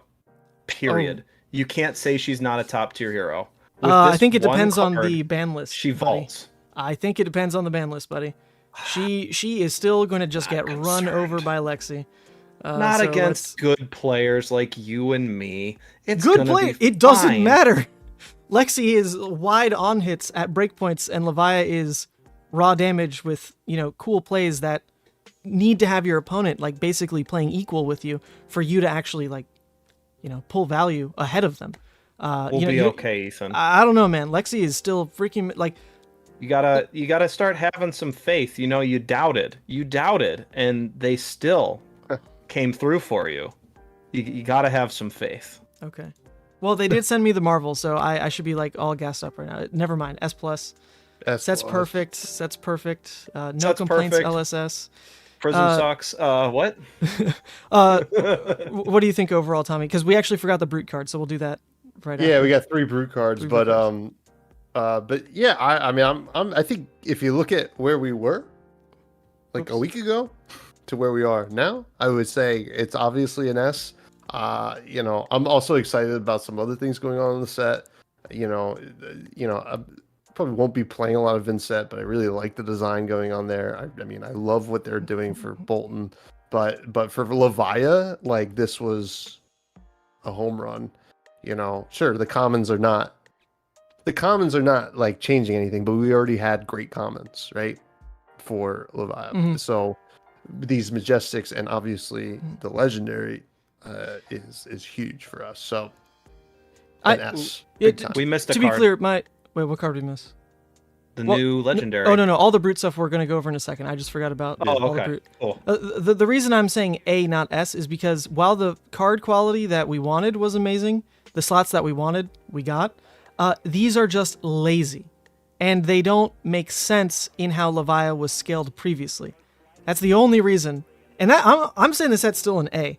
But I don't think you can ignore that maybe they are changing how Shadow Brute stuff is scaled, because now Levia is designed around not dying to Blood Debt. And like that is a bit scary to me, because these are not above rate compared to what Reinhar's doing. They're not. They're the same rate as what Reinhar's doing. So that starts to just not make sense in how Levia was previously scaled. Levia was scaled to be above rate because she's juggling not only no Intimidate added to her cards, but also the inevitability of like Blood Debt and like inconsistencies there. So if they're convinced now that the new Levia has solved that part of Levia's problem, then are we ever going to get like truly above rate cards again, or is that design space gone for Levia? That's my fear. Because these are not within the Levia design space. Like they're just not. They are brute cards ported over, and that's why I have a real problem with it. I don't think we needed these cards anyway. I don't think we needed them, but that's my fear overall. Does that make sense? At least I think that makes sense. I think that maybe if I were to look at this with my design goggles on, right, I would say that they're telling us, they're signaling to us, is like, your new plan is to build up Blood Debt, and sure, and whatever, and because of that, we're gonna lower this stat line. Your new plan is to build up Blood Debt and to just like kind of play the game a little bit different. This is like, we don't want you to be banishing 3 from your graveyard again. I would have enjoyed a more unique way for them to kind of signal this rather than this. But I think that's what they're trying to tell us. Whether that's true or not, we'll have to get Brian Gottlieb on. True. Oh, Tommy, when are you going to host a Brian convo again? Didn't you just do one like last month? Yeah, a couple weeks ago. It was a lot of fun. All right, make him a regular guest. Come on. He I'd loves love hosting to. podcasts. Yeah. Okay, let's jump to the brute stuff. Is it all the way at the bottom? Of course, I went the wrong way. What's brute? It's got to be at the bottom. What? All right, it's not here, quite at the bottom. Warriors there. Here, chat. Let's get everyone's opinion on what looks more beautiful. Can I start a poll in OBS? I actually can't. All right, so we'll do it this way. What's more beautiful, everyone in chat?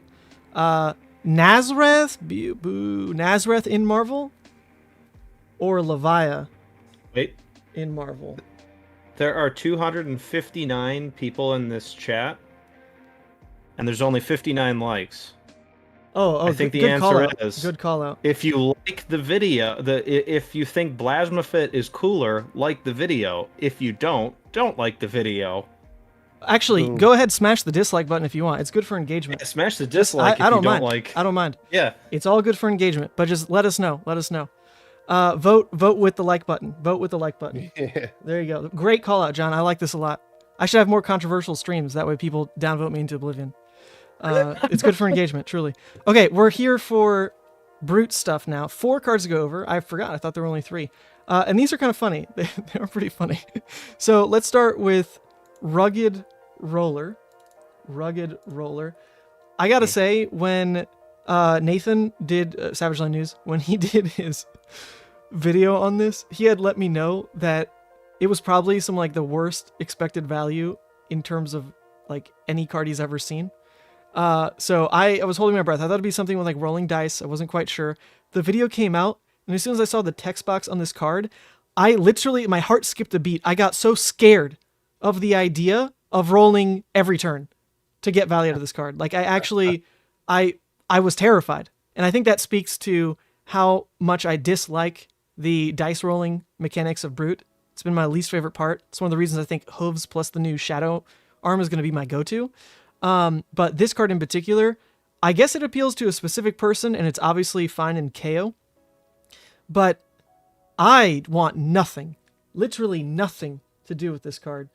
So for me, it's an F for me. Like, I don't ever want to see this. I don't want to pretend for a second that I think it's good so that I'll ever play it. But, biased rating here. What do you think, John? Just roll good. Okay, never mind. It's S. Holy shit. It's actually S. Just roll 6s, and it's the best thing ever.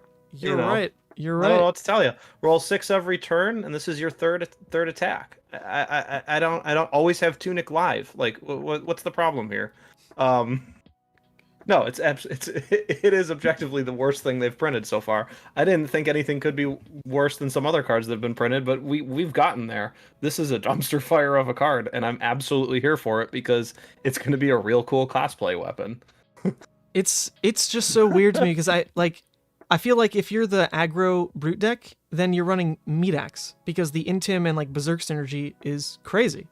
If you're like a grindy deck, you're running Club because the breakpoint on one card hand is crazy. If you're like mid-range, like combo killing, whatever, then you're running Claws because Blood Rush with Claws is crazy. The only time you run Rugged Roller is if you're crazy. So that's where I'm leaving it. But Tommy, what do you think?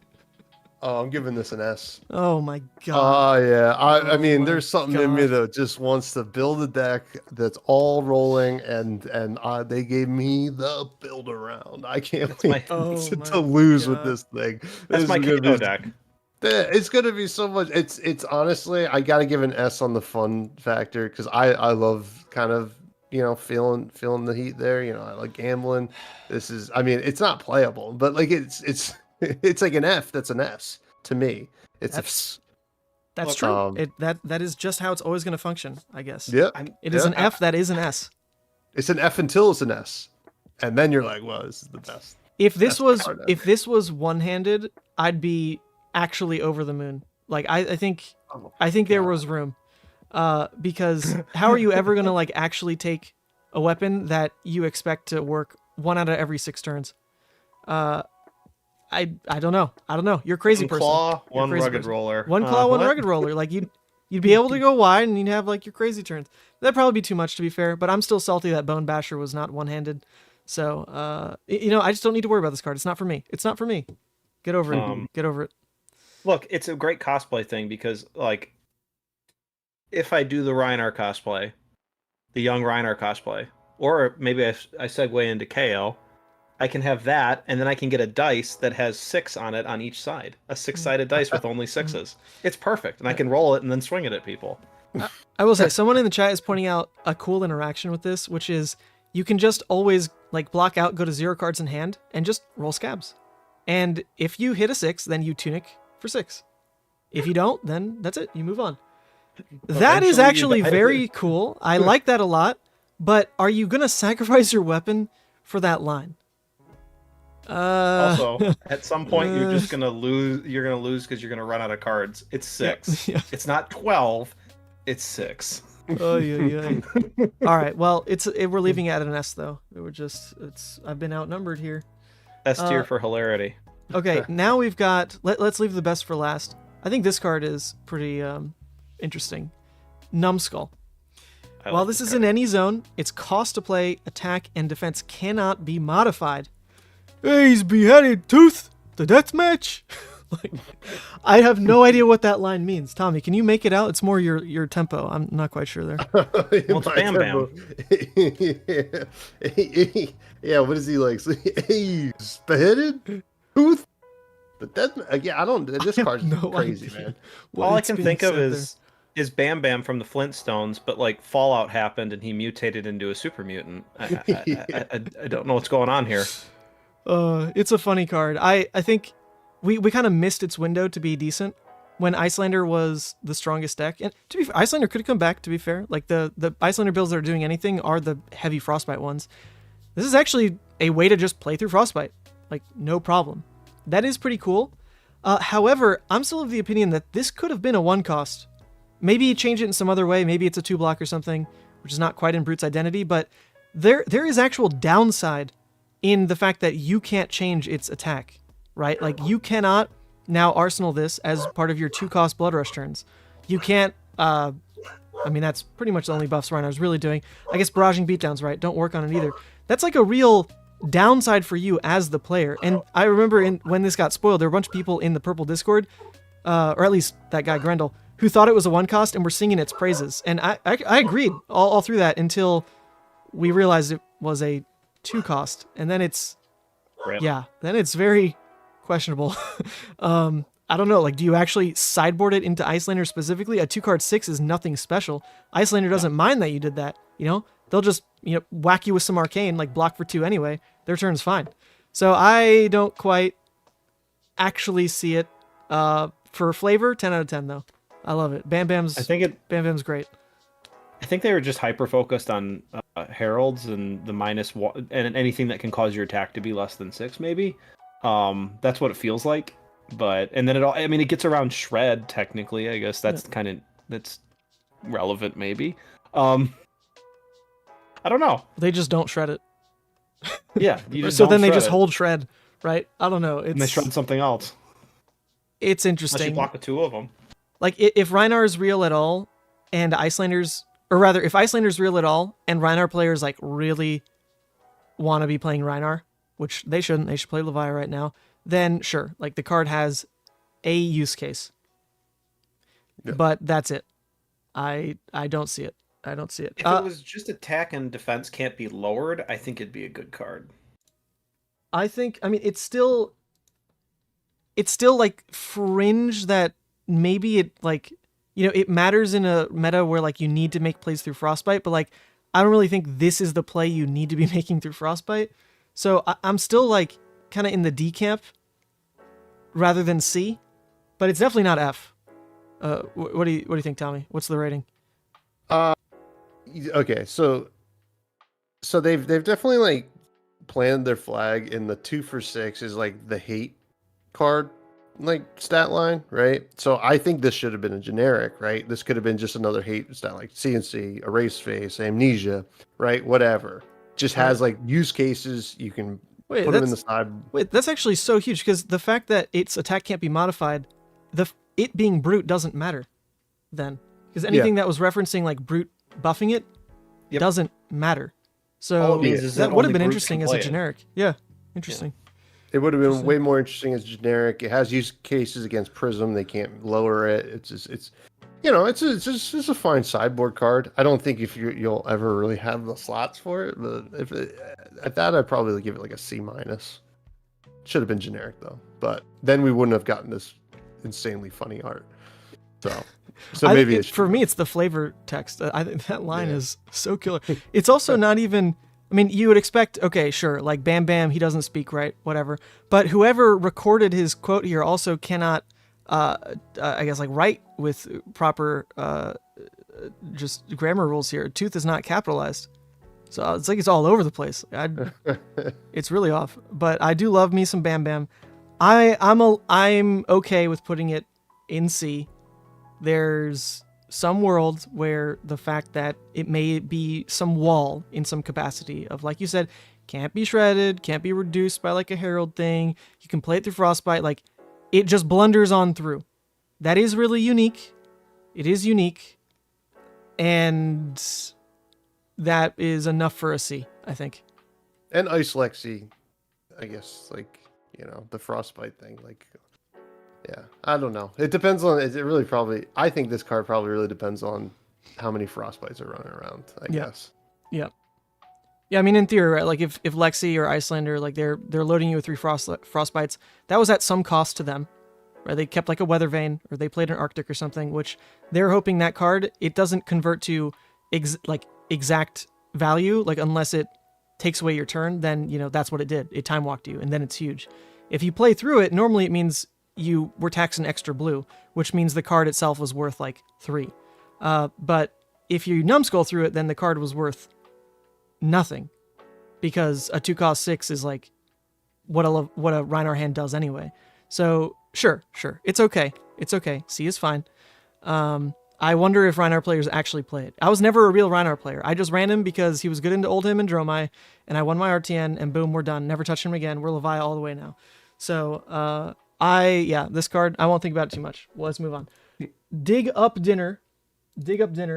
This one's really interesting to me, because this is pushing me more towards the camp of Remembrance getting banned today, where now only certain classes might have access to like recursive lines. You know, Quiver of the Abyssal Depths was one. Now we've got Dig Up Dinner for Brute. That leads me to believe that if Remembrance goes, they want specific classes to have their own way of like recycling cards back into deck and keep it in like a unique vein than ever giving that slot to a generic again. Dig Up Dinner, pretty good in that role. It's also a blue block 3, and it could gain life. Like I think it's just like good. Like you run it. There were a lot of blue block 3s that you just ran as Chaff, and this is like got a real effect tied to it. So this is probably like it's probably an A. Like it's just good. It's good design space. It's an upgrade to what Rhinar was doing. For Levia, I don't think it matters, like ever, right? Mm-hmm. But I guess we're looking at this more through a Brute lens. For Levia, it doesn't matter. It's an F. Who cares? But for Brute, I would still say A. What do you think, John? Yeah, I think it's an include in your Rhinar deck. It's just good. I mean, I don't see why you wouldn't run this as Rhinar. It allows you to recur cards. It gives you some health at the end. I mean, literally, it's pitch, play this, swing club, potentially gaining 3 life, and you get 3 cards back in your deck. That's pretty good. I mean, you know, it's just a good card. So I don't see why you wouldn't run this in Rhinar. I think it's an A. I don't think it's quite an S, but I think it's an A. I think you run at least 1 or 2 of these. Period. You have to. Yeah, love the art as well. You got the POV. Yeah, I like that he's just eating some dude's arm. You are ape. You I think are. it's an arm, or is that a leg? Not sure. It's 2 bones. What would that be? leg? It wouldn't be an arm then. Like, could it be your forearm? I think it's probably a forearm. You got Maybe the it's a forearm. You got the yeah, 2 maybe bones it's a here. forearm. I mean, yeah. It's Any cool though. doctors in the chat that can figure that out? I did take an anatomy class with cadavers and all that, but that was a while ago. Although, you know what? I think we're seeing like a deer foot or something here. So maybe it's not even a Deer human a human body part. This is definitely a human body. That's an arm. But this one might be like a deer leg. It almost looks like some kind of boar. Yeah. Oh, Right, yeah, to the duh. left. Boar. Yeah, you Yeah. just keep going deeper. Oh, yeah. There's layers to this. Yeah. Zoom in and I mean, the enhance. art's incredible. Yeah. I think it's awesome. What do you think then, Tommy?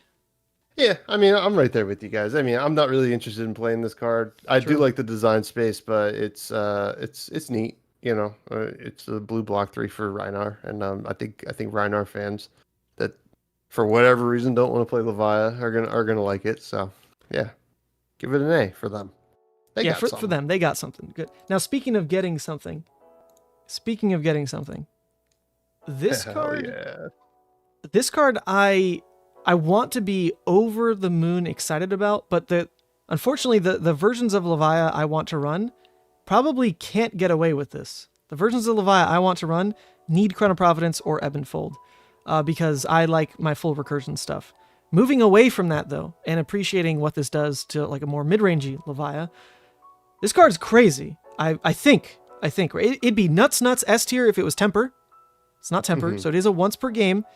So I think this is going to be a bit of a skill expressive card in when are you using it for the best value possible per game, because it is going to always end up being a little awkward. You're not really using it to cover a break point. That's not exactly how you need to use this. You need to use it when the card Intimidated just, buys you an extra 6 life or whatever it is. So it's a different way of blocking with equipment than we've seen before. And I hope that means it's like a huge buff for what Rhinar needed. They love it. On demand, disrupt your opponent's turn to then like buy Rhinar room into a Blood Rush or something. Incredible, right? Like make it so that they couldn't end the chain on CNC. Boom, intimidate out. I hope that's how this ends up playing, where it's just like always really high value and you get to, game by game, make it almost like a husk or something in terms of what it's stopping out of your opponent. But I just don't know.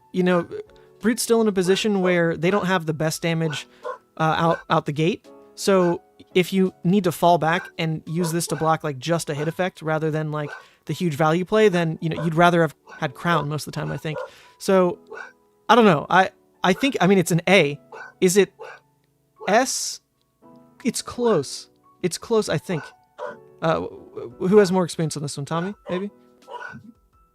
Gosh, I mean, I think I want to call this S just from the design, right? Like I think this is really sleek. It rewards you understanding your opponent's list or whatever they're doing, and it definitely in a way buys you a turn sometimes if you play it correctly. I think, but like there are some matchups where it's like almost any block 2 helmet is going to be better. So like it's certainly, I feel like it's like a S tier sideboard headpiece. I think that's the best way to kind of attack it. I don't think it can't be played across the board like Crown of Providence can, like minus like Wizards, you know. But so that's where I'm at. I mean, I love this card. I think I'm happy that this is a design space that they're exploring. I hope to see more of it. I think I saw someone in chat saying, what if we had Pack Call that did this? That would be insane. Nuts. Would love it. Yeah. So, I don't know. Yeah, I'm pretty happy with it. Nathan Crawford speaking up in the chat. You're not a Brute player. Get the hell out of here. Although someone who plays against Brute a lot and probably wipes the floor with them because he plays Briar, he's saying S because it helps against the go-wides, which is where Brute struggles the most. And from that POV, very true. Like Brute really can't disrupt on defense. You know, they're not old him. And because they also don't have hit effects, if your opponent just says, oh, I have the 5-card play here and just goes for it, what does Reinhardt do? They just eat it and lose. So for that specifically, yeah, Scowling is your way to say, okay, keep your 5-card him, buddy. Do it. And I'm going to make you at least 1 card inefficient and buy myself, you know, the 2-life block. Against go wide, absolutely. That's why I think, Tommy, you're right in saying it might be sideboard more than just always the thing you play, because it won't get value against, like, okay, Guardian. Yeah. Well, maybe also if they have Pummel in hand. It'll get go wide if your opponent doesn't have an instant speed weapon. Yeah, that as well. It's not going to do anything against Lexi. Lexi's just going to be like, oh, okay, respond. But I think if Katsu becomes big again, it screws him up. It obviously screws up. It messes with dash. You know, if it's boost dash, that could ruin their turn. Especially if they're playing like Hanabi Blaster or something. No counter for you. I think it's a really good card. I think they made a smart choice with this one. I like that we're finally getting a card that intimidates your opponent on their turn. That's cool. That's a really neat design space for me. I think it's going to come down to the skill of the player, though, that's playing it. Could be anywhere from a B to an S card. Yeah, the way that Nick in the chat, Truberdunkus, shout out, he lives like 20 minutes away from me. A good player with Flesh Bag, S. Average player with Flesh Bag, B. And you should probably be on Crown of Providence. I think that is exactly how I see this card as well. That's exactly it. For a good player using it at the right time, knowing the matchup extremely well, this is going to be a carrying husk. Like, it really can just buy you whatever that last attack was, which for the most part is likely 4 damage, right? If a card's being used aggressively, likely 4 damage. And it's Blade Break 2 on top of that. So that is 6 value. That is a carrying husk. So that is crazy when you look at it that way, to be fair. I just think, unfortunately for the Levia build I'm super excited to play, you can't run this card. So I'll have to move away from that because this is a card that is going to take some practice with. And if your opponent is like really going deep, then they might also have to like make bait plays into you scowling away a card that, you know, they wanted to arsenal anyway or whatever. There's a lot of play here at a high level, and it's very exciting. I think I'm comfy with S now after we've discussed it, especially with chat. What do you think? S? All good? Yeah. I mean, sideboard S for sure. Yeah. I'm slotting it into my Reinhardt Blitz deck immediately. I mean... this doesn't need to be Reinhardt, though. Like, the Intimidate on defense... It be Reinhardt. It's nuts. Yeah. Well, it's like the Intimidate on defense has no synergy with what Reinhardt does anyway, right? It's just like... I know. It's just disruption. So that's... It's a brute headpiece. Yeah, it's the disruption because he struggles, at least in Blitz, and like against Dash. Dash is just objectively faster than him. And this will just screw up a dash turn and can give you everything you need. Yeah. So I'm just seeing it as a powerful card for Reinhardt in general. You start looking at like what Tommy had mentioned before, where you run Scabs and the Shadow Arms, and like that, your deck is just like armor, like just a fridge. This is your headpiece in that kind of deck, because all you want is best value in every slot, and this is best value over Crown of Providence. It really, especially since like when someone CNCs you, you have Husk as a Levia player. You most likely don't need 2 of those effects. I always really liked Crown of Providence because with Levia, there were random draws on your own turn with Art of War and Blood Rush that could park a really bad card in Arsenal, and you needed to cycle it. Like, what do you do with a, oh, cool, like, I'm playing my Art of War, I drew a Beast Within that I, like, can't do anything with. It's my Arsenal card now, but it's fine because I'll cycle it later with Crown of Providence. Cool. With new builds, we're still on the edge, like, which one ends up being the best, but there's a real world where you don't run Blood Rush, and then that reduces these kind of random draws that are coming out of your deck. And if your card quality gets better across the board, I mean, hell, some of the blues that we're adding into a Levia deck, you in Arsenal are totally fine. Totally fine. Like, you park that Diabolic Offering in Arsenal, it's a Graveling Growl. You park that Expendable Limbs in Arsenal, that's that yellow hand we were talking about. You park Blood Dripping Frenzy in Arsenal, like, that's just a new, turn starter. So I think the card quality is going up so much that you don't need Crown of Providence in a Levia deck anymore. It's another reason to start to look to cut Wrecker Romp, right? Just get the dud draws out of the deck. Yeah. Oh man, this has got me more excited to actually build more mid-rangey Levia decks now. So I really like the idea of this. Recursion's cool and all, but this is a lot of value. A lot. Mid-range Hexagore is going to be a thing, I think. Yep. It's going to be a fridge, and you're going to have blood debt, and you're not going to care. Yeah. God, I'm so excited. So excited. So freaking excited. Okay, I don't think the generics really matter for us. There was one generic that I saw spoiled. It was a yellow. Maybe it's here now. That I actually think is pretty cool. Let me see if it's up here. If it's not, then we'll just basically end it. But if the visual is here, it's worth it. Yeah, I didn't see any yellow generics, so now I'm curious. So even refreshing, it's not here yet. But basically, it's a 1-cost buff generic, or non-attack action. It says, your next attack gains +2. If that attack deals damage, you can destroy a non-token aura equal to the damage dealt. So next to, like, Writhing, that was kind of really cool. I don't know if you, like, really need it, but it's a way to get some aura hate in without needing to have scab skins in your list. Thought that might be kind of interesting. But other than that, I don't really think these are super relevant for us, like maybe a sideboard blue, right? But anyway, thank you all for joining me in this. This was super fun, and we actually did it. Actually went through. It only took 3.5 hours. That's less time than I thought. And I'll go back in and add all the timestamps for people, because we did go through every single card. We did the Levia reveal and everything as well. I'm about set then. Anything you guys want to add to the stream here before we wrap? No, I got nothing else. I'm just super over the moon for this set, and I'm ready to build new Levia.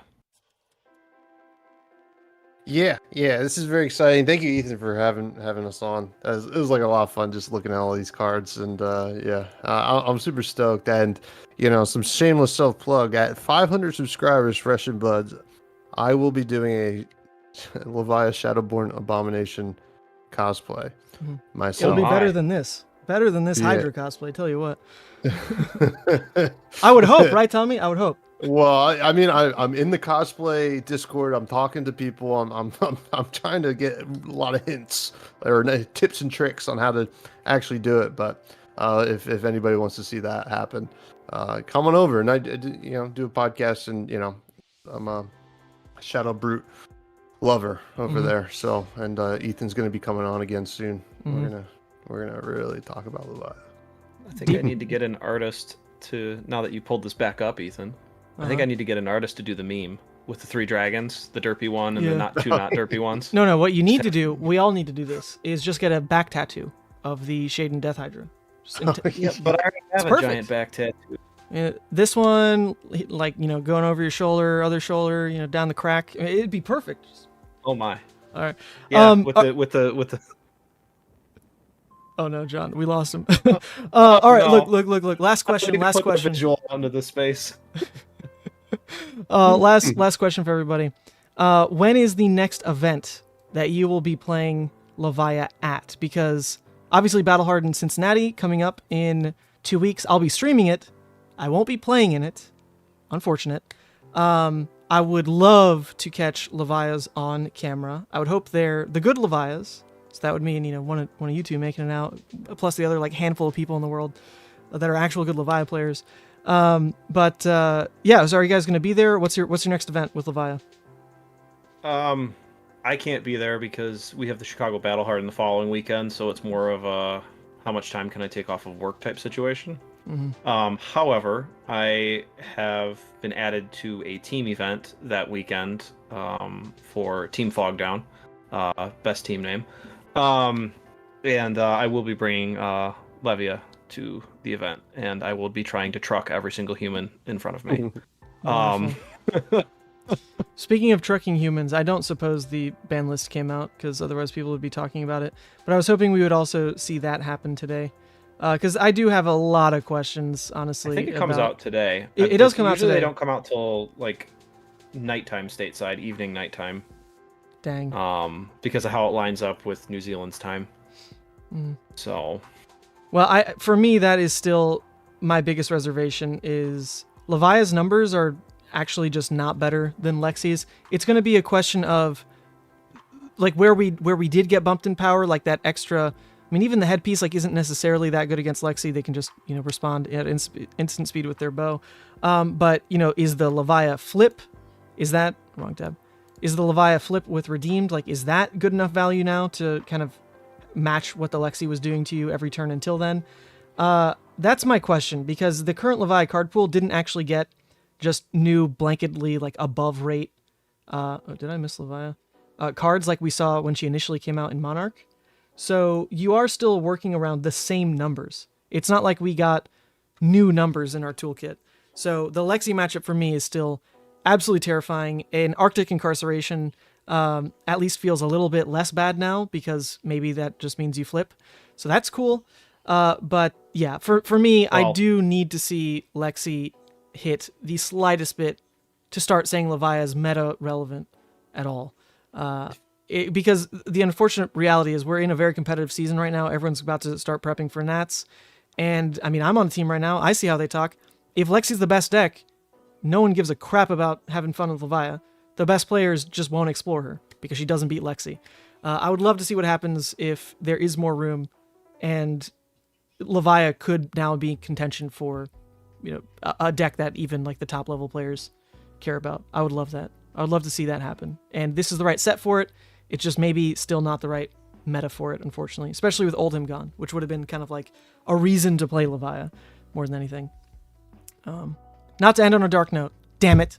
Just ban something from Lexi. Way to go and go straight to the complaining, Ethan. God. That's not a classic brute player. Damn it. That's how we started the stream. I was trashing all the freaking complainers in the purple Discord, and here I am. Yeah, what have you done? Oh, my lord. Oh, my lord. Okay, chat is saying 1.5 hours until the reveal. I don't mind personally staying online and doing like some Levia brewing until then, but I won't hold you guys to that. If you'd like to peace out. I got a piece. I gotta take my daughter to the park. Sounds good. But thank you for having us. Thanks for having us, Ethan. Of course. And even if they don't ban something, that means that they think probably Vincent or something is going to be the counter to Lexi or something. So we'll see. Cool. Yeah. I mean, there's room for Azuri back. That's one thing that Cincinnati is also gonna prove to us is with Oldhim gone. Like, is Azuri a bigger deal again? Because she's got a pretty good Ranger matchup. Maybe that is meta warping in its own right. Vincent seems to also be a hero with enough disruption to maybe stem Lexi. So maybe they warp enough that Levia, as long as she's decent into them, which she probably honestly should be, then that's where she'll live. I don't know. We'll see. Cincinnati's going to have a lot of questions on the table, and I'll be there to stream it on Savage Feats. Can't say best coverage you've ever seen, but we're getting there. That's the goal. You're getting there. That's the goal. I will say. And I don't think anyone knows this yet, and there's enough people in the chat. The casters we hired for Battle Hardened Cincy, Sam O'Byrne in the chat. Ooh. From 3 Floating, from what you've seen him do at Calling Indie, AG events and all that. And, drumroll, Brody Spurlock. Brody Spurlock jumping in. Giving someone else room to win a Battle Hardened for once. That'll be our casting team for Battle Hardened Cincy. I'll obviously be running production. So I'm super stoked for that. It's basically, I mean, it's the hour. I got to start working on that pretty hardcore to make sure it goes all according to plan. So it's a great time. It's a great time to be a fan of Flesh and Blood. So thank you all for joining me. I think I will call it then because Sandra's home and I'd like to hang out for a second. Wait, how can Brody cast and top 8 at the same time? We'll see. He's also going to show up jacked because now he's training with Brody or with Brendan Patrick. So the kid's just going to own anything he touches. Okay, cool. We'll call it there, everybody. Thanks for tuning in so much. We'll be back. Won't be streaming tomorrow because I'll be taking a day trip with Sandra, but I'll be back as much as I can this week, which will likely be, I mean, hell, as soon as Talishar is up to date, man, I'll be playing. So hopefully Wednesday, Thursday, Friday, we'll see how the week goes. Thank you, everyone, for tuning in. I will see you next time. Go check out Fresh and Buds and Jon in Chicago, I guess. Bye. Bye. Woo!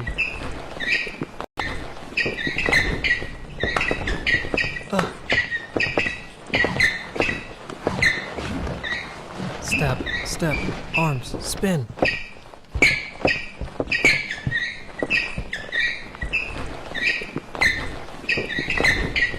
What?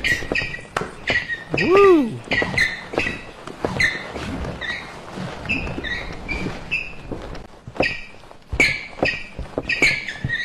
And slide and tango. 1, 2, 1, 2.